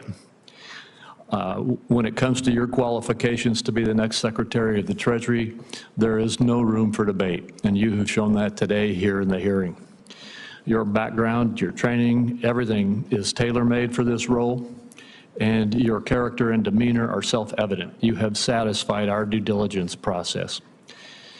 In prior Congresses, I've joined with many of my Republican colleagues in voting for well-qualified Treasury Secretary candidates put forward by a Democratic president, even though I didn't agree with all of the positions that they advocated.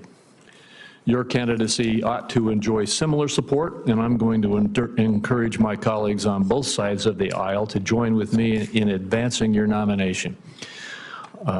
I appreciate your taking the time that you have taken to work with us over the past few weeks to get this process to this point. And with that, I would like to remind my colleagues that the deadline for submitting any questions for the record is 5 p.m. today. And without anything else, this hearing stands adjourned.